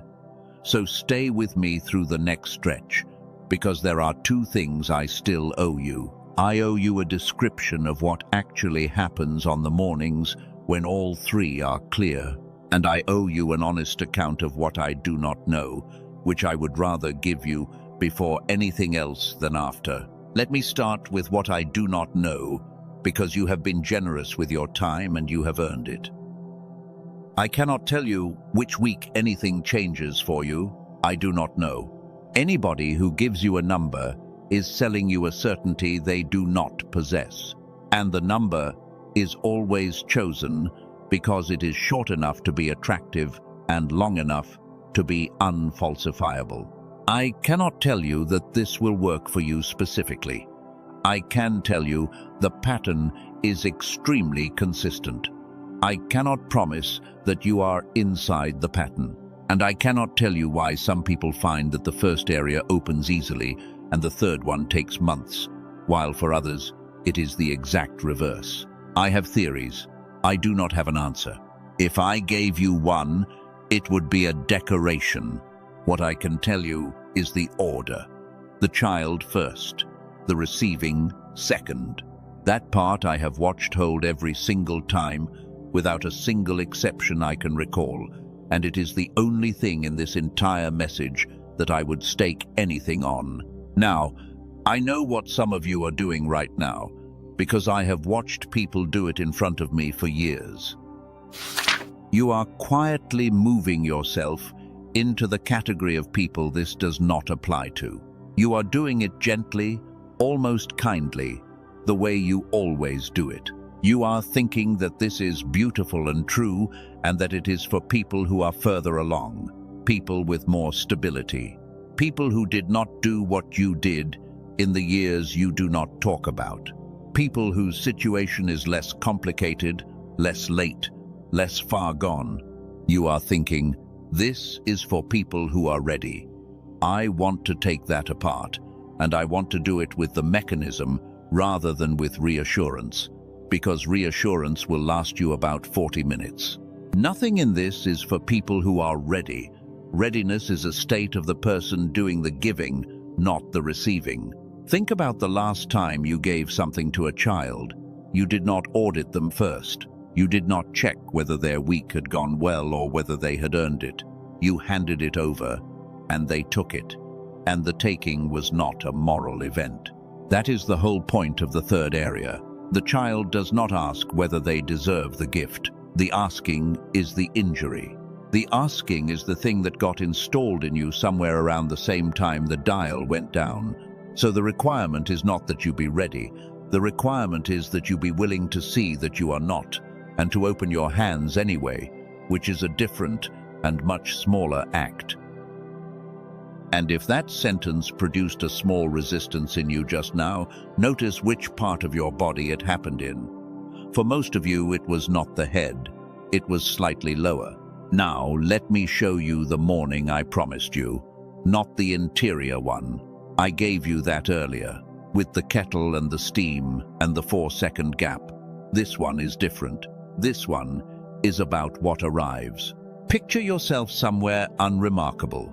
A kitchen table, a car park, a corridor between two rooms. It is an ordinary afternoon and you are not expecting anything, and something good is offered to you. I am deliberately not going to tell you what it is, because the moment I name it, your mind will start assessing whether it is realistic. Let it stay unnamed. A number, a door, a name you were not expecting, something that would matter. And you notice the strangest thing.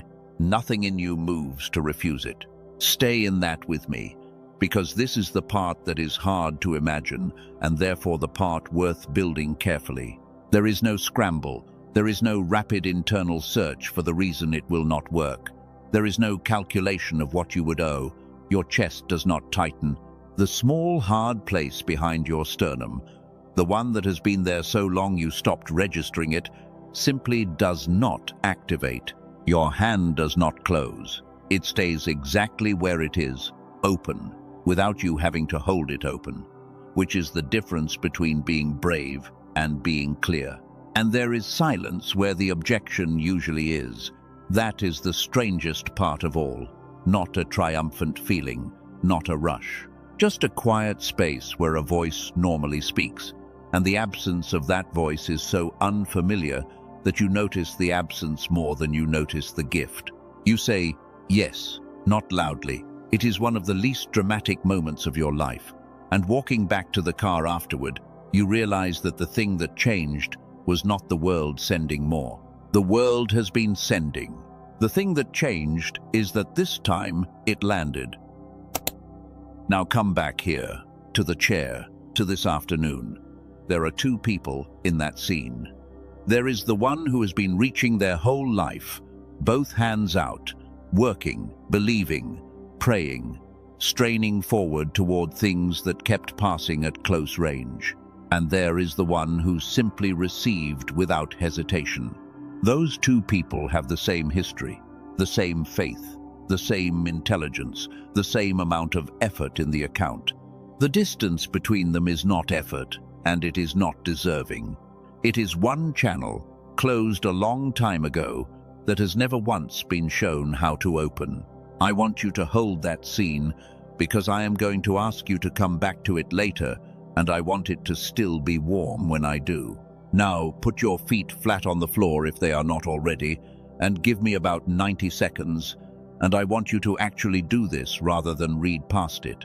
This is not a metaphor, and it is not a visualization exercise in the decorative sense. It is the closest thing I can give you to a demonstration. Sit up rather than lie back. Let your hands rest on your knees, palms up, the way we did before. Let your eyes close, or let them go soft and unfocused if closing them is not possible where you are. Now find a room, not a real one. A room in you where a child has been sitting for a very long time. It does not need to be detailed. Some of you will see a doorway with light behind it. Some of you will see the back of a small head. Some of you will see nothing at all and will simply know where the room is. And that is the same thing. The child in that room is not lost and is not in distress. That is important. This is not a rescue. The child has been sitting there patiently for somewhere between 20 and 50 years, waiting for someone to come back and say that it is allowed to come out now. And here is the reframe, and this is the part that carries the weight of the whole thing. You are not reaching for something outside of you. You never were. You are being handed something that was addressed to you before you had a name, and you are being asked, for the first time in your adult life, to simply take it, not earn it, not deserve it, not become the version of yourself that qualifies. Take it. So take it now, in that room, and here is how you take it.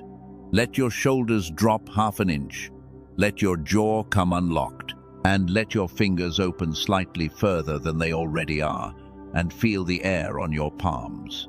That small movement in your hands is the whole thing. That is the physical shape of consent. Your body has an opinion about that position, and whatever it just told you, that is where you actually are today. Stay there for 3 breaths. Do not do anything else. Now notice the difference. Something in the room is quieter than it was 90 seconds ago. Not fixed, quieter. And that difference was produced by attention alone, with no belief required, in a minute and a half, by you, in whatever chair you are sitting in. Hold on to the fact that it was possible, and notice, over the next few minutes, that it begins to fade. It will. That is not a failure of the exercise. That is the most important information in this entire message, and I will come back to it. Before I do, put this beneath this message while your hands are still open. The hand opens. 3 words. Put them there now rather than later, because in 10 minutes you will be back in your ordinary state, and the version of you that had open hands is the one I want on the record. Now, here is the question I have been walking you toward for this entire message, and it is the question that everything up to this point has been preparing you to be able to hear. Why does understanding this change nothing yet? You can see the mechanism now. You can name all three areas. You could explain the sequence to another person tonight, and they would follow it. And tomorrow morning, your chest is going to do exactly what it did this morning. You just felt something real 90 seconds ago, and you also just felt it start to fade, and both of those were true at the same time. The answer is not in your understanding. It never was. Understanding has never opened a single door in your life, and if it could have, the door would have opened years ago, because you have understood a great deal about yourself for a long time. So let me say plainly what you now know that you did not know when this began, without metaphor, without imagery, in the flattest possible language, because everybody should be able to leave with this even if they take nothing else. Two frequencies went quiet in you, and they went quiet in an order. The first one dimmed the child. That is the room behind your eyes, the curiosity, the ease of learning, the ability to be interested without a reason. It was turned down gradually by ordinary conditioning starting around your 7th year, and it has never been turned back up. I call that the decline effect. The second one closed the receiving, that is, the alarm that never got an ending, and the hand that closes before you decide. A system living in continuous alert has no room left for the slower state where things are actually taken in. I call that the stress signal. And the second one cannot be repaired while the first one is still dark. That is not a preference, and it is not a marketing sequence. A dimmed mind cannot read the world well enough to stop bracing, and a bracing body cannot open its hands. The order is structural. That is the what. Here is the how. The practice is called the 3 touches, and it is what I gave you today. 1 ordinary memory from before you were 8, held for 1 breath. 1 full exhale with a sound at the bottom of it. 1 pair of hands open for 3 breaths. In that order. Under 3 minutes. Done daily, because the system upstairs reads use, not intensity. And 10 seconds counts, while 0 seconds does not. What that produces, over a season, is a person whose attention comes back first, whose alarm stands down second, and whose hands stop closing third. In that order. Always in that order. And the whole arrangement has a name. It is the reversal of what happened to the child mind. And that is exactly what I call it. Child mind reversal. And here is the who, because none of this holds together without it. You are not a broken adult trying to be repaired. You are a child of light who was dimmed by ordinary life, and then braced by ordinary fear, and then closed by ordinary self-protection, in that order. And none of those 3 things were sins, and none of them were chosen. You are the chosen one in the only sense that matters, which is that something in you never accepted the dimming as final, and that is why you are still here at this point, in a long message when almost nobody is. That is the whole architecture.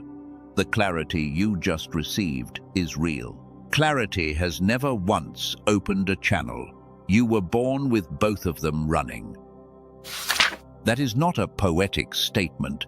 It is a description of the machine you arrived in, a mind wide open, and a hand that took what was offered without checking whether it had earned it. Both at once, both ordinary, both simply how you were made. And they did not go dark together. One went first and the other followed, and the following was caused by the first, which is why nothing aimed at only one of them has ever held for you. What I am about to describe exists because some people never stopped remembering that they were once whole in that order. I told you early on that 2 names existed and that I would come back to them. This is where I come back. There is a man who spent 34 years of his working life inside the research on the fast rhythms, and at the end of all that, what he built was not a course and not a program. He built a piece of sound, 7 minutes of it, It is called the Genius Song, and it works on the principle you already understand, where two slightly different tones are delivered separately to the two ears and the brain. Doing what brains do with a discrepancy produces a rhythm of its own to resolve it. I am not going to explain that mechanism again, because you already own it. That is the room behind your eyes, and the dimmer, and the dial that has been down since your 7th year. This is simply that dial, with a hand on it, for 7 minutes a day. Dr. Robert Lake made it out of the tradition of work carried out at MIT and at Princeton and at Harvard and at several other leading research universities. What people describe afterward is not intelligence in the examination sense. They describe the child coming back, curiosity that arrives on its own, things being interesting again. Become like little children, said the old teaching, and almost nobody noticed that it was describing a frequency. And when that first wave does what it was built to do, here is what almost nobody is told. The child wakes up, and the child still cannot reach what belongs to them. I want you to picture it exactly, because the picture is the whole thing. A small figure standing in a courtyard, awake now, alive now, looking out, and the bridge is still up. Nobody lowered it. The waking did not lower it. The waking was never going to lower it, because the bridge was raised by something else entirely. That something else is the stress signal, and you already know what it is and what it does, so I do not need to explain it twice.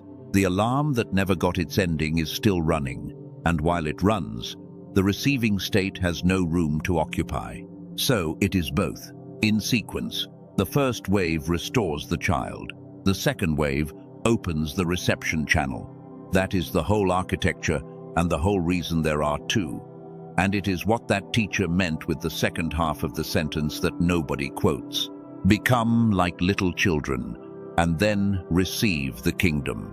The becoming, and then the receiving, in that order, said plainly, 2,000 years ago. Which brings me to the second one. It is called the wealth signal.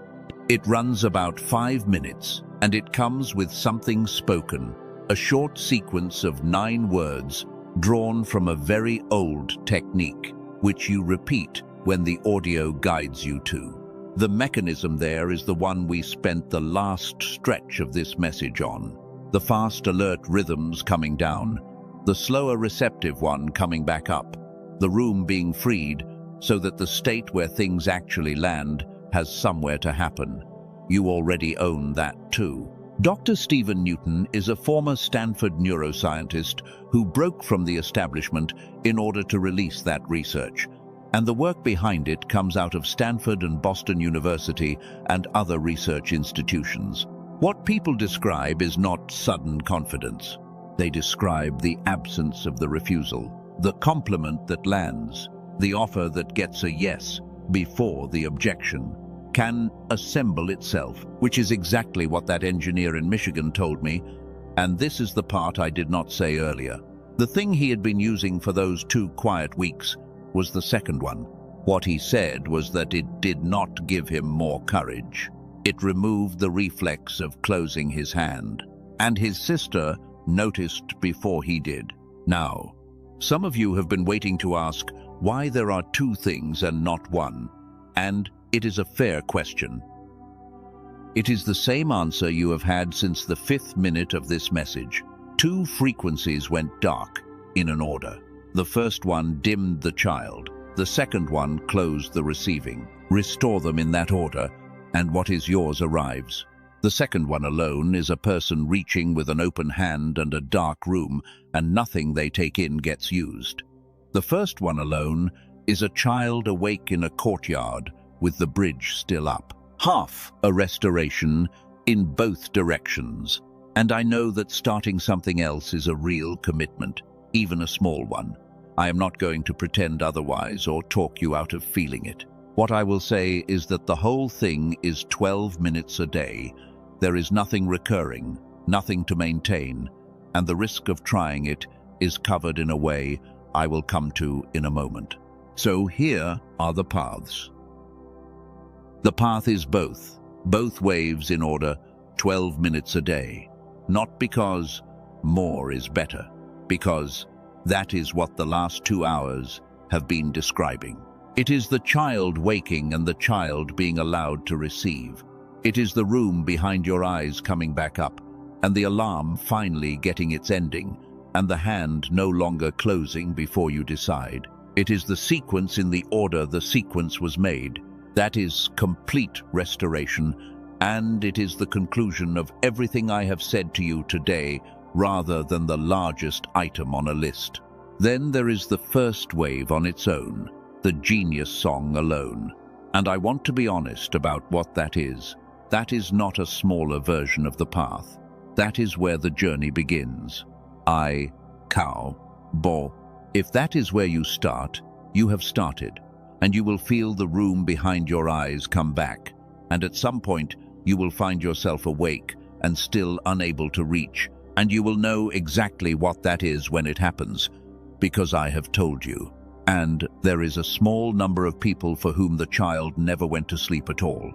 If that is genuinely you, then only the second wave applies, and the wealth signal is down there too. Each of them comes with what belongs to it.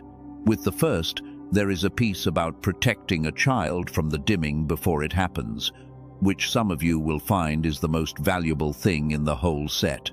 With the second, there are 20 accounts from people who went through the reception side.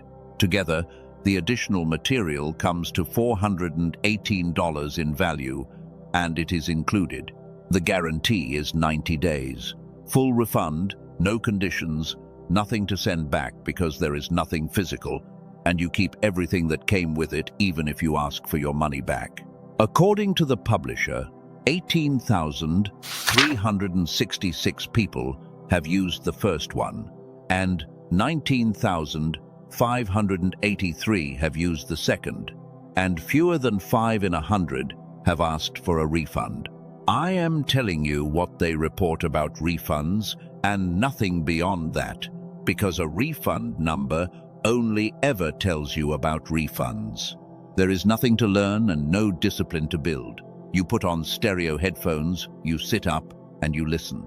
It arrives by email straight away, and there is nothing recurring. And consider what the alternatives ask of you.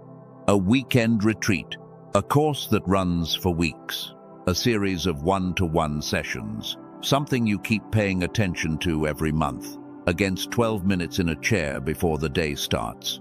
Now think back to that afternoon we stood in together, the one where something good was offered and nothing in you moved to refuse it. That afternoon moves one day further away for every day the two frequencies stay exactly where they are.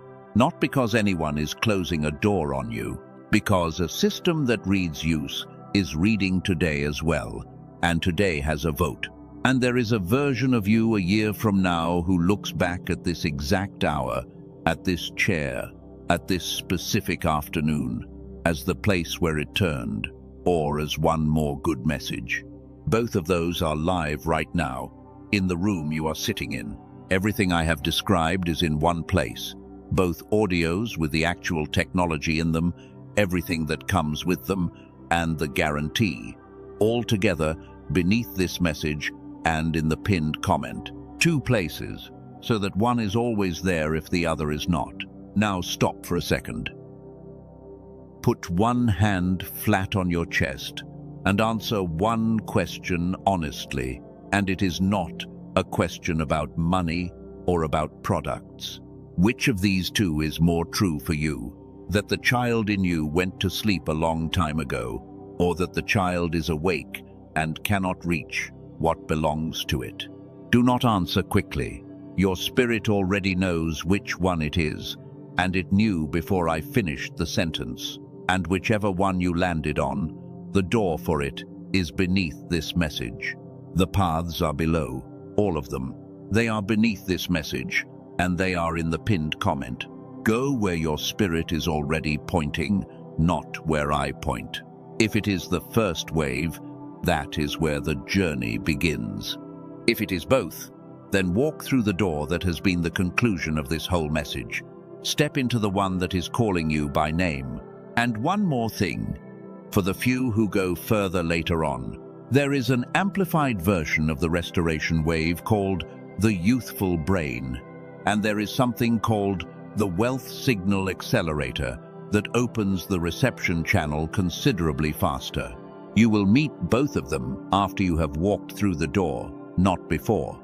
The originals are complete on their own. Those two exist only for people whose road turns out to ask for more depth, and only if your spirit confirms it. Now I want to come back to something I told you I would come back to, and it is the most important thing left in this message. A while ago, I had you sit with your palms up and your shoulders down for 90 seconds, and something in you got quieter. And then I told you to notice that it would begin to fade, and it did. And I said that the fading was the most important information here. Here is why. Everything you have ever tried has been a state, and a state, by its nature, is temporary. Not because it is fake, and not because you did it wrong. Because a state is a position, and a position is held against something, and the something is still pushing. 20 years of your life have been spent producing states, and then watching them dissolve, and then concluding every single time that the state was not real. The state was completely real. The state was simply not maintained, and nothing that is not maintained survives contact with an ordinary Wednesday. That is why the instruction was, never do this once. That is why the instruction, in every serious tradition that has ever handled this material, has always been daily. Not because heaven requires a routine from you, because a channel is not a destination. A channel is a thing that silts up. Rivers silt, windows fog, wicks curl, lamps soot, and none of that is failure. All of it is what happens to anything that is in use. And the only alternative to silting is not being a river. So the goal was never to arrive at a permanently clean state. There is no such thing, and the people who told you there was have cost you a great deal of self-respect. The goal is to become a person who touches 3 places before the day starts, the way you brush your teeth without any sense of achievement about it. Which brings me to the thing you actually need most, and almost nobody says it, because it sounds like permission to fail. You are going to miss days, not might, will. There is going to be a Thursday in October where you do not touch any of the 3, and it will not be because you stopped caring. It will be because a phone call came at 7 in the morning. And here is the moment your whole life turns on, and I want you to be able to recognize it from the inside when it arrives. It is not the missed day. The missed day costs almost nothing on its own, 1 withdrawal against a full account. It is the sentence that comes on Friday morning. The sentence is, well, I broke the streak. And the moment that sentence appears, something shifts from a practice into a performance that has already been failed, and a failed performance is abandoned, and the abandoning is what costs you the year. You have lost more good things to that sentence than to any obstacle in your life, not to the missed day, to the story you told about the missed day at 6:30 the next morning. So here is what I want you to have in your hands before that Friday arrives. There is no streak. There is no streak to break. There is only today, and today, and today, and the system upstairs is not reading a chart. It is reading one question this morning about this line: in use or not in use? That question has no memory. Thursday does not appear in it. You cannot fall behind on this, because there is no ahead. There is only touched or untouched, and the answer resets every single morning of your life. And on the mornings when you have nothing, when you have genuinely nothing, when you are sitting on the edge of the bed with the day already gone wrong before it began, remember the rule: 10 seconds counts. 1 memory of a doorway, 1 long exhale with a sound, 1 pair of hands open for 3 breaths. That is a full entry, not a reduced one. Now, let me give you something to watch for, because the other reason people stop is that they cannot tell whether it is working, and they are looking for the wrong evidence entirely. You are looking for a feeling, a dramatic morning, a shift you can point at. That is almost never how this arrives, and expecting it is how you miss it when it does. Here are the 4 signs in the order they usually show up. Watch for these instead. The first sign is that somebody else notices before you do. This is the most consistent thing in all of it, and it surprises everybody. A partner, a sibling, a colleague. They say something small and slightly puzzled. They ask whether you got a haircut. They say you seem different this week and then cannot explain what they mean. They say you were funny at dinner.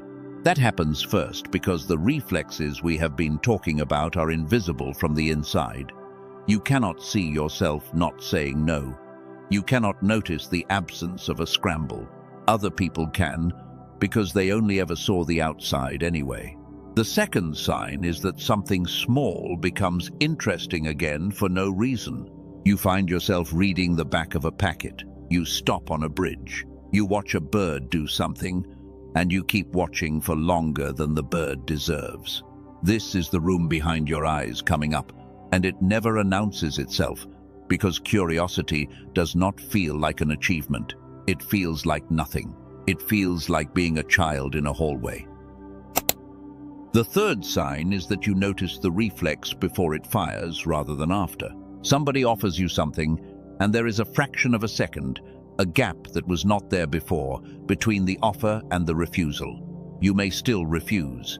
That is fine. The gap is the news. The gap means the signal has come down enough that a choice can fit inside it. I would take that gap over any feeling. That gap is the difference between a person who is driven and a person who is free, and it is measured in about 1/3 of a second. And the fourth sign, which usually takes the longest, is that you stop rehearsing. One day you will be in the shower, and you will notice that you are not arguing with anyone. Nobody is in there with you. There is just water.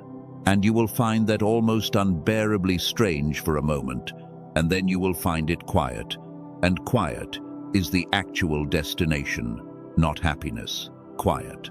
Those are the 4. Somebody notices. Something becomes interesting. The gap appears. The rehearsing stops. In roughly that order, over a season, with no fireworks at any point. And I want to say one more thing about timing, because this is where I have watched the most people give up 2 weeks before it arrived. Some people feel the first area within days. Some people feel nothing for a month, and then find that the third one has been quietly moving the whole time, without their knowledge. There is no schedule, and anyone who hands you one is guessing. I will tell you the one pattern I trust. The people who report the slowest starts are, disproportionately often, the people who report the deepest changes later. I do not know why. I have theories, and none of them are good enough to say out loud. But if you are 3 weeks in and you feel nothing, you are not outside the pattern. You may be right in the middle of it. There was a woman, a nurse in her 40s, who used the reception side for 3 weeks and felt absolutely nothing. Same worries, same mornings. She had a message drafted asking for her money back and never sent it, and she carried on for another 2 weeks purely because it was 5 minutes and she had already started. In the 6th week, her daughter asked her why she had started saying, "All right, I will take that," instead of, "No, do not worry about me." She had not noticed once. There was no dramatic moment anywhere in it. The thing had changed at the level where things actually change, which is below the level where you narrate your own life. So do not audit yourself at week 2. You are the least reliable witness to your own reflexes that has ever existed. Now, there is something I have not said yet that I think is the largest thing in this entire message, and I have held it until now because you needed the mechanism first, or it would have sounded like sentiment. The dimming is transmitted. Nobody sat down and decided to turn your dial. The people who turned it had had theirs turned, by people who had had theirs turned, going back as far as anyone can follow. It moves down a family the way an accent does, not through instruction, through proximity. A braced parent does not teach a child to brace. A braced parent simply is braced in the kitchen every morning, and the child learns the shape of a normal nervous system by standing next to one. A parent who cannot receive does not teach a child to refuse. The child watches every gift get deflected, every compliment handed back, every offer of help declined with a smile, and the child learns what an adult does and then becomes one. Which means that when you touch those 3 areas tomorrow morning, in the order I gave you, you are not only doing something for yourself, you are the first person in a long line who has looked at the dial and understood that it is a dial. I want you to feel the weight of that properly rather than as a nice thought. Someone in your family at some point went dim and never knew it had a name, and their child went dim a little earlier because the dimming compounds, and it kept moving quietly, generation after generation, and by the time it reached you, it had been running so long that everyone in the line had agreed it was simply what growing up is. You are the first one who is going to interrupt it, not because you are better than they were, because you were the first one who got told. And a child in a house where one adult can receive learns something in the first 6 years that most people spend their whole adult life trying to install from the outside. That is not a small thing, that is the actual inheritance. Everything else you leave behind will be spent or sold. That will not. Now, I said earlier that I would not hand you a conspiracy with names in it, and I am not going to. But I want to be honest about one thing before we go into the last part of this. Nothing about the world you live in is arranged to give you back that dial. An unbraced person is a difficult customer. A person whose curiosity is intact does not scroll for 3 hours. A person who can receive freely is very hard to sell relief to because relief is what they already have. Nobody planned that. Nobody had to. Systems drift toward whatever keeps them fed, and a population that is dim, braced, and unable to accept is an extraordinarily stable arrangement for everyone except the people inside it. Which means the correction is not coming from anywhere large. It is going to be a person in a chair, in a house, doing something under 3 minutes long that nobody will ever see or applaud. That is how this has always been done, quietly and by hand. Now, let me say something about the years. Some of you have been doing the arithmetic while I have been talking.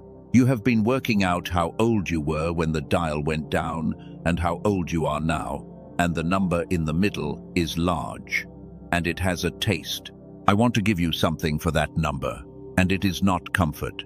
Those years were not empty. That is the story you have, and it is wrong for the same reason all the other ones were wrong. You were carrying something dimmed through terrain that most people carry a full lamp through, and you kept going, and you kept getting up, and you did the work anyway, with the room dark, and the alarm running, and your hands closed. Do you understand what that means about your capacity? You have been operating at a fraction for decades, and you still built a life. You still held things together. You still showed up for people who never knew what it was costing you to be present. That is not a wasted 20 years. That is 20 years of evidence about what you are, run under the worst possible conditions. And here is the part that I think is actually true, rather than merely encouraging. Nothing you built in those years has to be rebuilt. The skills are there. The relationships are there. The faith is there. All of it was constructed at a fraction of capacity, which means none of it has to be replaced. It only has to be lit. There is an old idea that runs through those texts about years being restored. People usually hear it as compensation, as though a ledger gets balanced somewhere and you are handed the missing time. I do not think that is what it means, and I have thought about it for a long while. I think what it means is much stranger and much better. I think it means that the capacity you had in those years was never erased, only suppressed, and that when it comes back at the level it would have been at had it been running the whole time. Not at the level of a beginner, at the level of the person who was quietly accumulating everything in the dark. The teacher I told you about earlier, the one with the carpet and the threads, when it came back for her, she did not come back as a young teacher with fresh energy.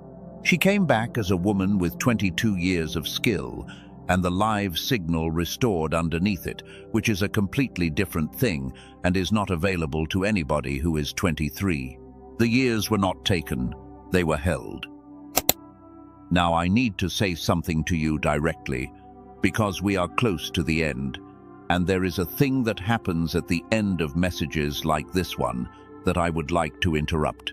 You are going to finish this, and there is going to be a warmth and a sense of having understood something, and then somebody is going to say your name from another room, and the day is going to resume, and by tonight, this will have joined the long, soft pile of things that moved you. That pile is enormous. You have been moved a great many times. Being moved has never once changed anything in your life, and it never will, because being moved is a state, and you now know exactly what happens to states. So I am not going to ask you to feel anything about what I have said. I am going to ask you for one morning, tomorrow, 3 touches, head, chest, hands, under 3 minutes, before the day gets its hands on you. Just tomorrow. Not a commitment, not a program, not a new identity. One morning, and then you are free to decide. Because the truth is that one morning is the only unit that has ever existed. Everything else is a story about mornings. And now, look at where you are. You have been here for a long time. Most people did not do that. That is not flattery. It is simply a fact about the shape of attention, and I want you to notice it rather than let it pass. Something kept you here. It was not entertainment. There has been nothing entertaining in this. It was not novelty, because I have been circling 3 ordinary parts of a human body for a long while now. What kept you here is that a description arrived that was more accurate than the one you had been using, and something in you has been starving for an accurate description for a very long time. That hunger is the thing. That hunger is what I mean when I use the word chosen, and it has nothing to do with being special and nothing to do with being better. It means that something in you never fully accepted the dimming. Something in you kept a small flame lit through every year, that everyone else agreed the flame was a childish thing. That is why you are still here, and that is why the last part of this belongs to you and not to the people who left. So, there is one thing left. At the very beginning of this message, I told you that before this ended, I would say a single word over your life. 1 syllable. I said it was the word heaven has been using for you the entire time you were using a different one. It is time to say it, but not yet, and not quickly, because a word said quickly is a sound, and I would rather give you the silence around it first. So let everything else go for a moment. The 3 areas, the mechanisms, the names, all of it can wait for you tomorrow morning. Put it down, and just sit here with me for the last part of this, with your hands where they are, and let something be given to you. I want to begin the last part of this with something that is not an instruction. The child was there the whole time. That is the thing I keep coming back to, and it never stops being the most remarkable fact in any of this. Not that the child can be recovered, that the child never left. Through everything, through the years you do not talk about, through the season where you stopped praying and did not tell anyone, through the decade where you were functioning perfectly and were not present for a single hour of it, through the mornings you got up and did it anyway with nothing in the tank, That whole time, in a room behind your eyes, something was sitting quietly with a song from when you were 9 years old, keeping it perfectly, every word, waiting for someone to come back and ask. Nobody ever asked. For 30 years, nobody asked, and it kept the song anyway. I do not have a mechanism for that part. I have mechanisms for the dimming and the bracing and the closing. I do not have one for the loyalty. I have watched it in enough people now that I have stopped trying to explain it and started simply respecting it. And I want to say something about the years themselves, and then I will stop teaching for good, and we will finish this properly. You were not wasting them. I know that is what it has felt like. I know there is an arithmetic you have done at 3 in the morning about how much time is behind you and how much might be in front. But a lamp with soot on the glass is not a lamp that failed. It is a lamp that burned.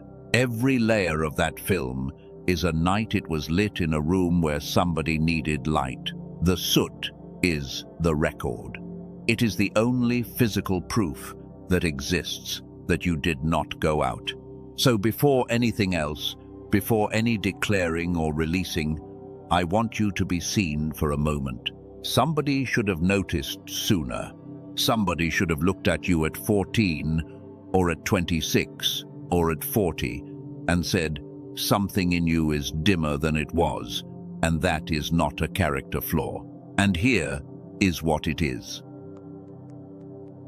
Nobody did. And you carried on without the explanation, and you built the whole thing anyway, and you were kind to people while you did it. Let that be acknowledged here. Not celebrated, acknowledged. There is a difference, and you need the second one. Now, there is something to put down. I want you to find it first, before you put it down, because you cannot release a thing you have not located. It is a sentence. Everybody has one. It is the sentence you say about yourself when nobody is in the room, and it is usually 4 or 5 words long, and you have said it so many times that it has stopped sounding like an opinion and started sounding like a fact about the world.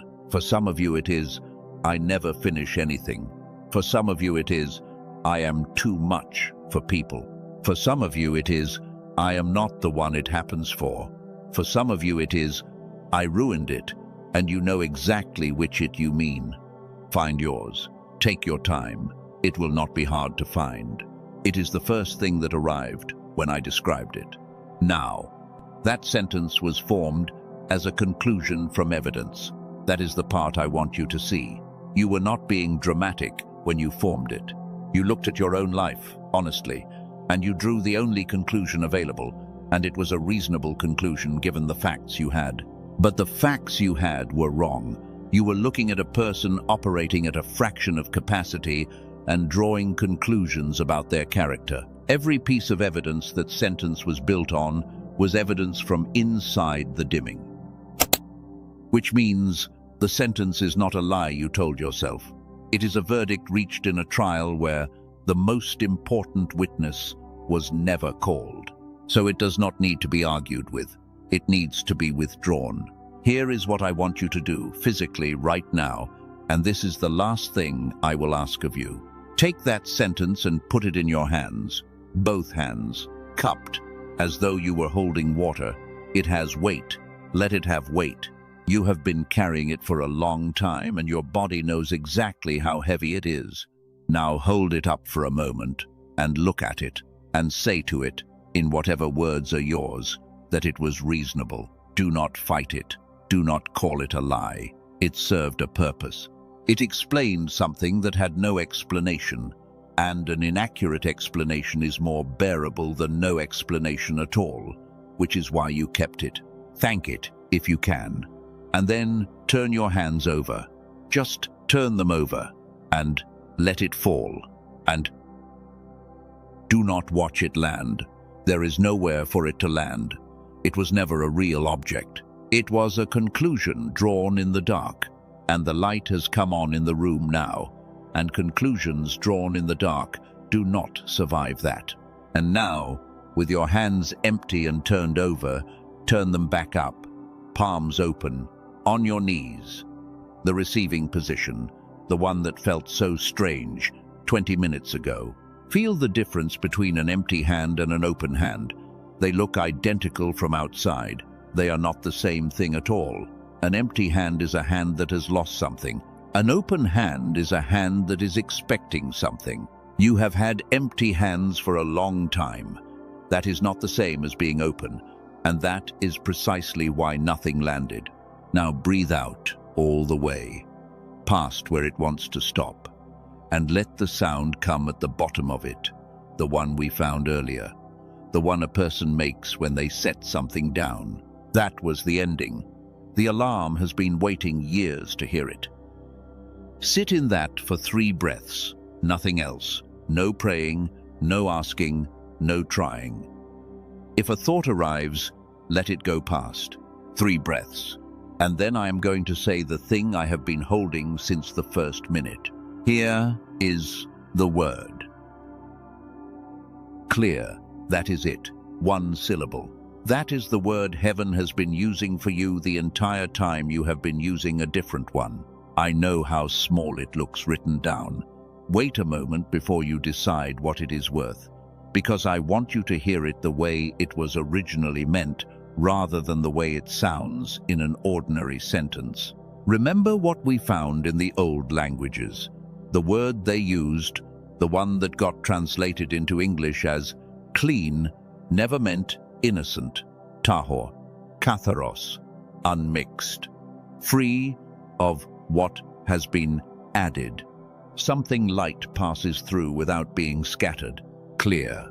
You have spent your entire adult life trying to be the other word. You have been trying to be good enough, blameless enough, deserving enough. You have been running a case for your own defense in a courtroom that was never in session, and you have been losing it every night for years. You were never in a courtroom. You were in a room with a window that needed wiping. And you are not being asked to become someone else. You are being asked to be uncovered. That is all the instruction ever was. 3 places every day, so that what is already in you can get out, and what is already coming to you can get in. So say this now, wherever you are, out loud if you can, and quietly inside if you cannot. And do not say it as a wish. Say it as a report on something that is already true and has only just been noticed. I am not dirty. I am covered, and covering comes off. I am not broken. I was dimmed, and dimming is a dial. I am not fearful. My alarm was never given an ending, and it has one now. I am not closed. My hand learned a reflex, and reflexes can be unlearned. I am the child who was never sent away, and who kept the song for 30 years without being asked. I am the one in my family who was told, and I am the place this stops. I am not late. I have been carrying a dimmed lamp through terrain that would have stopped anyone else, and I am still standing, and now the glass comes clean. I am a child of light. I am the chosen one, and I am clear. Let that land. Do not add anything to it. Do not check whether you deserve to say it, because checking is the exact reflex we spent this whole message taking apart. You said it. It is said. It is on the record now, in the only place records are kept. And notice something. Nothing was added to you just then. Nothing arrived from outside. Every single one of those sentences was a description of a condition that has been true about you since before you had a name. All that happened is that it got said correctly, out loud, by the person it was about. That is what a naming does. It does not create, it uncovers, which is the same word again. There is one thing left to do, and then I am going to let you go back into your day. Go beneath this message and write these 3 words. I am clear. Not because it is a ritual, and not because it does anything mechanically. Write it because you have just said something out loud that you have never said before, and a thing said and then written is much harder to take back at 2 in the morning when the old sentence comes looking for its old seat. Write it and then read the ones underneath yours. There are people down there who found the same breath under their own ribs and did not know it had a name until an hour ago. You are not doing this by yourself, and there is something in seeing 100 other people say the same thing that does a work no argument can do. And if a face came into your mind at any point during this, a specific person, someone whose light went down and who now describes it as growing up, then send this to them. Do not explain it. Do not tell them what to take from it. Just put it in front of them, because you know what it cost you to go this long without an explanation, and you have the chance right now to shorten that for somebody else by however many years are left in them. That is the whole of it. 3 places, 1 order, every day, without exception, and without any grand feeling about it. The room behind your eyes, so that the child comes back up. The place under your ribs, so that the alarm is finally given an ending. And your hands, so that what has been arriving your whole life has somewhere to land. Head, chest, hands. Tomorrow morning, before the day gets its hands on you. Under 3 minutes. Do not let a single day pass untouched. Not because you will be punished for it, because you are a river, and rivers silt, and the only thing a river has ever had to do is keep moving. And so it is. One more thing, very quietly, and then I will leave you alone with it. That afternoon we stood in together, the one where something good was offered and nothing in you moved to refuse it. For some of you that was a picture. For a few of you it was not a picture at all. You know which one it was, and you knew inside the first second, and nobody else needs to be told. What is beneath this message will still be there in an hour, and in a week, and it is not going anywhere, and neither am I. There is nothing to decide tonight. I am only glad you stayed. And the word, the one I said would be waiting at the end, that was yours before you were born. You have been calling yourself unfinished. Heaven has been calling you clear this entire time, and it has been saying it in a room behind your eyes, where a small figure has been keeping a song for 30 years, waiting for you to come back and be told your own name. You are clear, chosen one. You always were. Go and uncover it tomorrow morning, in 3 places, in that order, and do not let a single day pass